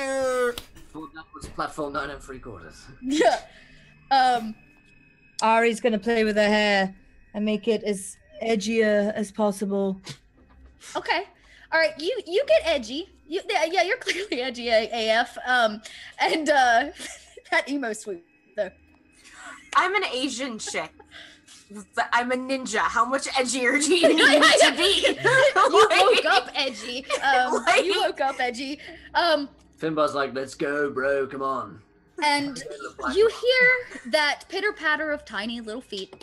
Somebody says, "Hi, I'm guide number 421. I see that you've reached the end of the Galleria. Is there anything I can help you with?" Is there anyone else here that's not her? There is a homeless man. Thank you for asking. There's some kind of like homeless hobo that's been hanging out asleep against the wall, but it's very quiet at this end. Nobody ever really comes this far. There's nothing down here. You know, it's like the bathroom end of a mall. It's just quiet, except for this poor homeless man that's sitting here sleeping up next to the wall. We're here doing charitable contributions to help the homeless. And she says, "Oh, how nice of you. If you would like to pull more money, please visit the luxury district, and then you'll have plenty of gold to pass out to all of our homeless dwellers." Great, fuck off. I'm looking for the black market, and she's just gonna hold up the new tattoo that she's just given herself. Oh, the guide literally has to take a moment. You hear it like gulp a little bit, and it clears its throat and says, "I'm sorry, Black Market District does not register in my catalog. If you are looking for and she begins like running down them, Makers District, Food Court District, Luxury District, Antiques Market." That's like totally not gonna help us. And I like, my swift even more, and I'm like, let's like talk to the old guy, man. Hey, old guy. And the guide goes, "Is there anything else I can help you with?" No. You can go die in a fire. She says, "Okay, thank you for your time and enjoy your stay at the Galleria of Granrandi." And the pitter patter of like feet. Exit, but don't go too far. And then you hear that snore of this homeless man here that's passed out on the ground. Just to add in Fergus's attempt at being edgy, he's just going to produce a monocle from somewhere. Oh. You're the guy that goes to a coffee shop and types on a typewriter. You're hipster edgy. Okay. Okay. Yeah. So, but he's asleep. You guys you've changed your appearance. We don't know how successfully yet, but you've changed it. And you're standing alone other than this sleeping man. I kick him. Knock, knock, knock. You kick the man? Yeah. He and sits up and goes, coughs a little bit, says, "Is that how you treat all homeless people?" Hey, bro. We're just looking for a black market, man. He lets out a cough and says, "We're not gonna find it on this level." Well, what level is it on? What level? I've got to go on your level. He says, I mean, if you're looking for the real black market district and not this hoity-toity consumerism bullshit, you're gonna want to head down a level. You'll know it when you see it. This was too mainstream for me. He says, "Anybody got any gold you could spare an old haggard man?" Yeah, I give him 2 gold. He takes it from you. I don't really believe in homelessness, so no. It's just the concept of society. He says, "Fuck society," and he's like, "That's what I was running from till I got trapped in this here fucking shithole." Yeah, how did you get trapped? He says, "Well, everybody that enters the Galleria is trapped." Trapped in a machine, man. So the exit Well, that trapped we... within the constructs of society. So you're saying that the A entrance that we resplendent entered offering. does not function as an exit? It is an entrance only. Did you see an exit door? And you recall in your brain that you did not. Huh. He says, the only way for a living creature to exit this is to kill themselves or be sold into slavery. Where can we get sold at? He says, well, the black market, of course. And it's a level down. It is a level down. Can you just point us in which way this level goes down? He says, I'll give you my secret entrance. And he points down a very small alleyway that's about 200 feet back the direction you guys came. Above it, it says latrine. It says latrines at the top. And he says, find the one that's broken down. It drops straight down to the level below you. But you didn't hear it from me. And he like scratches his side and says, now I'm gonna skip back to my beauty sleep. Good luck finding the exit, he says, and rolls back over. So There Fergus is no such thing as luck, only pain. is gonna hold his monocle and be like, You've been very, very you all need to helpful. stop. You all need to stop. He like, oh, and like waves you on to get the fuck out of his clearly defined space, his bubble. That's it. Fergus is The Crimson Phoenix says £25 because I can't decide what to do, and I think the clue band needs to have his way with everybody. Every player gets a wild magic surge. Yes. Okay. Ooh. So wild magic surge is D10,000. Roll those Lord D10,000s. Jesus. This is the And- perfect time. And what Fergus was going to do was leave a little coin purse of 200 gold next to him. Oh, okay, cool. Woo, whoop, whoop, whoop. Yeah. All right, let me see if I can't run these really quick. So first up is 586. Da-da-da-da. So mine in Zoom. Oh, there we go. Okay, Oh cool. god. All right. Sorry, gang, it Oh, dropped me at the no. bottom. To 586. Who rolled 586? I did. You cannot bring your left hand within 18 inches of your head. That's what. Fibber says if you're looking I'm not my. for 18 I'm- inches, like I can help you. I'm, Mhm. okay, well, that's why I have a quarterstaff. Yeah, you can't bring it within 18 inches of your face. It's kind of just like a barrier for your left hand. Oh who- no! Oh no, yeah. Who rolled 4998? That was me. All right. You assert that you died 1d4 rounds ago. You're 100% convinced you actually died while When you chatting. went On the walk here. On the walk here. Yeah, on the walk here. So just roll the 1d4 and we'll just see how far back it is you've convinced yourself you actually died. Maybe it was when you were staring at all those dead bodies. 3 more. Or 3 rounds. Yeah, so roughly about when you were staring at a couple 100,000 dead bodies in a pit, you convinced yourself that you actually are dead. You died. It's not a body that looks just like you. Yeah. All right. 0156. I've got my wild magic surge here, which is on my back. There is a button that, if pushed, makes me giggle.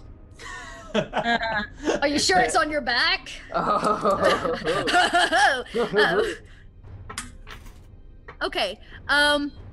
You are a caster, which is good. So, Fergus, all who meet you are 60% likely to think you are undead, which is not unheard of in this place. Wow. So that's really for me to know, I guess. And then I last think but you're undead. certainly not least, we got 1759. Oh, if only the solid flesh would melt and saw stuff into a dew. Push my button.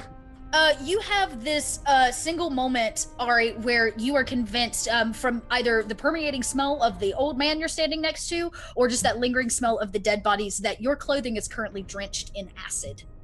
Well, you know, most girls blend in. I just prefer to make a scene. Yeah, now it's like you're convinced you've eaten holes through your clothing and you've acid washed them. That is Exactly. so metal. So you guys are super metal, and you easily find this broken down latrine he's talking about. When you swing the door open, it looks like the wrong end of a cow pasture. Things have been slung all over the walls. The toilet is crawling in maggots. And right next to it, right in front of the toilet, there is a giant, I say giant, about a 2.5, 3 foot wide hole that has been like chipped out of the ground. I am loving this aesthetic right now. Me too. I feel like I found my true self. I feel like this is where a corpse would go. It seems fitting. So why are you guys talking like this?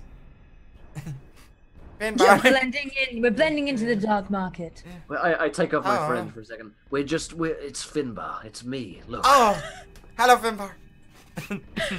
The smell of fecal matter and dead bodies smash you upside the face.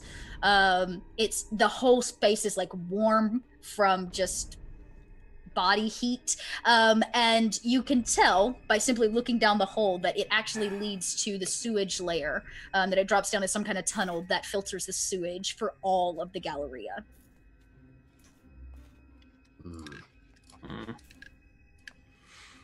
Well, Well, should we take the hole? Fergus, I think you should give it a try. I could just fly down. True. Yes. So that's Whatever fine, comes to you. So your winged kobold takes you down into what is actually some kind of tunnel that has was probably not originally a sewage tunnel, but is now. And it smells god awful. It's so bad. And it just so happens that you can only go one direction, that you kind of hit a dead end where this latrine is at, and the opposite way goes deep into a tunnel, and you can see about 200 feet at the end of it, a strange opening with a warm, glowing light. I was gonna shut up. It looks hopeful, but it smells awful. That sounds like my life.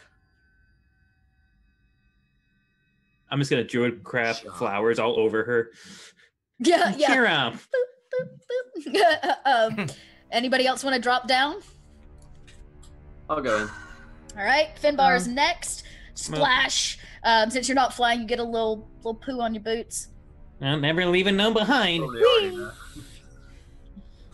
Everybody else want to follow? Yeah, Yep. I'm gonna ninja jump down.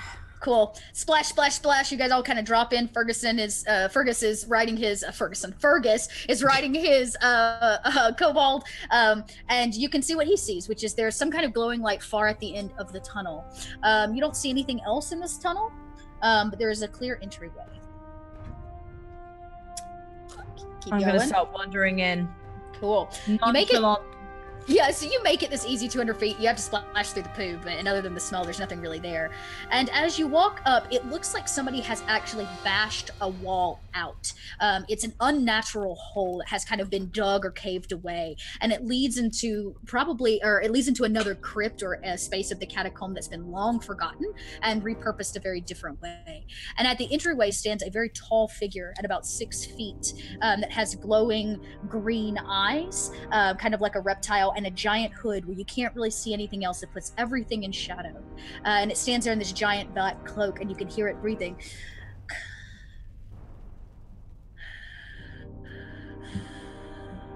What guide number are you? It looks at you and goes, "I am no guide," as his voice kind of echoes down the tunnel. And he says, "Welcome to the Black Market District." Yo! That's what we wanted, right, guys? He says, "Here there are no rules, and you take all liability upon yourself." Sounds nice. Cool. It bows its head, and its giant sleeve and its cloak ushers for you to enter this black market, which is behind some kind of hanging holy black curtains.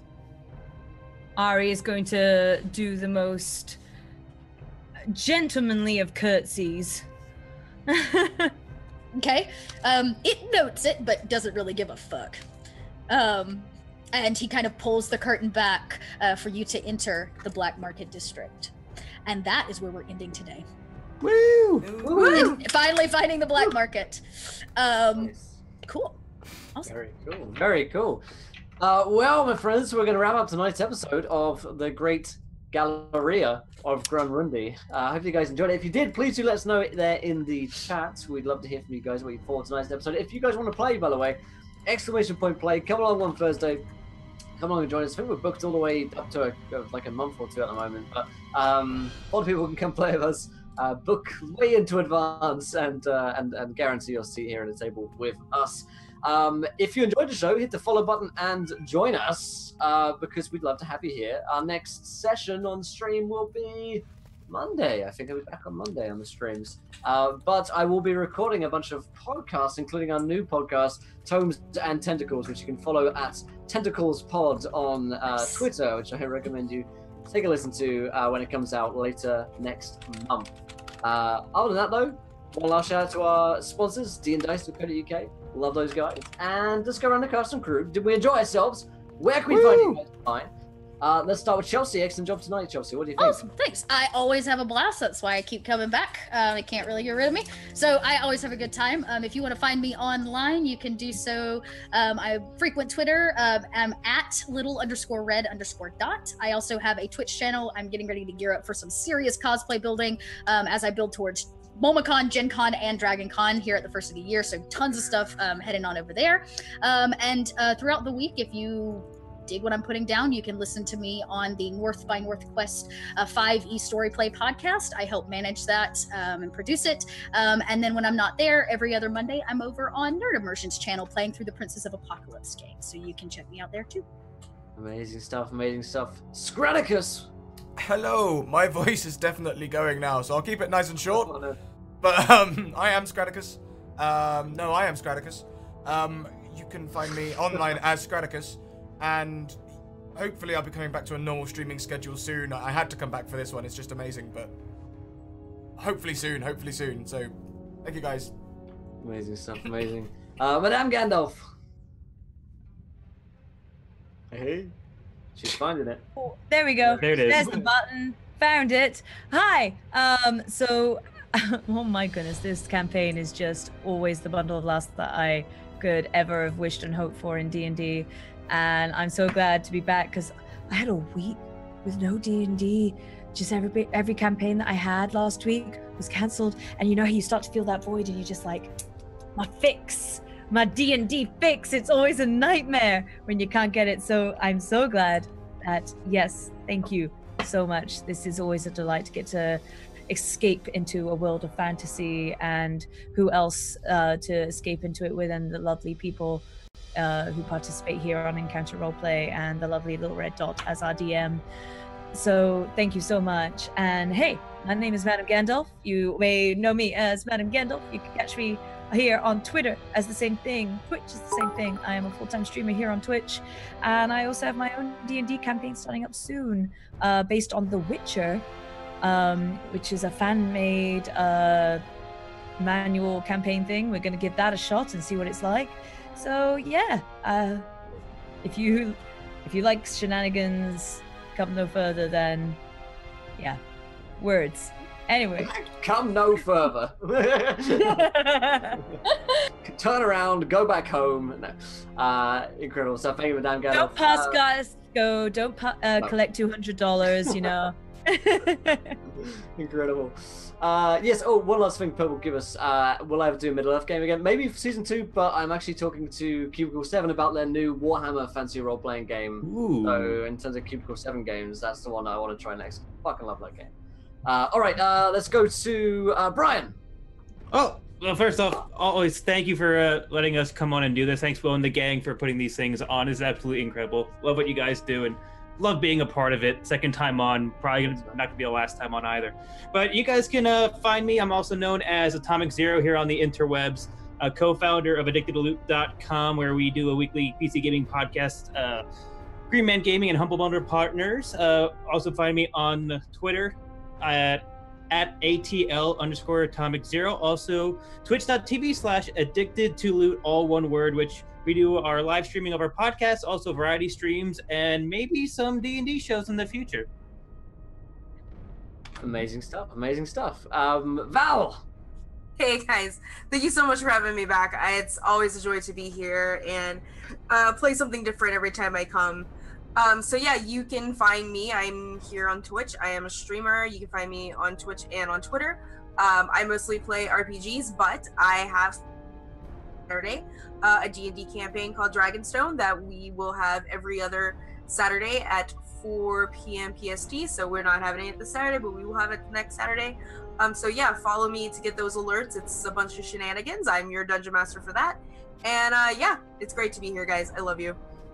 Thanks so much, Val. Appreciate it. Yes, Ken, what about Learn by Play? Learn by Play's second season is returning at the end of January. It's planned for the beginning of Feb. So you'll probably hear an announcement in a week or two. We've been bouncing back and forth with the legal department, who have been out due to Christmas. So we've been a little bit late on that. But end of the month is when you'll see us back on the D&D channel, or beginning of February, one or two. Thank you guys so much for joining us for the great Galleria of Grunrundi. Whichever you prefer. Or the Galerium, which was my personal favorite. Whatever you want to call it, just show up and give us money. No, just kidding. We'll be back on Monday for the next week of shows. Thank you so much for joining us. Until next time, try not to throw too many net ones. Want to be a laughing when you do. Good night, everybody. Bye. Bye.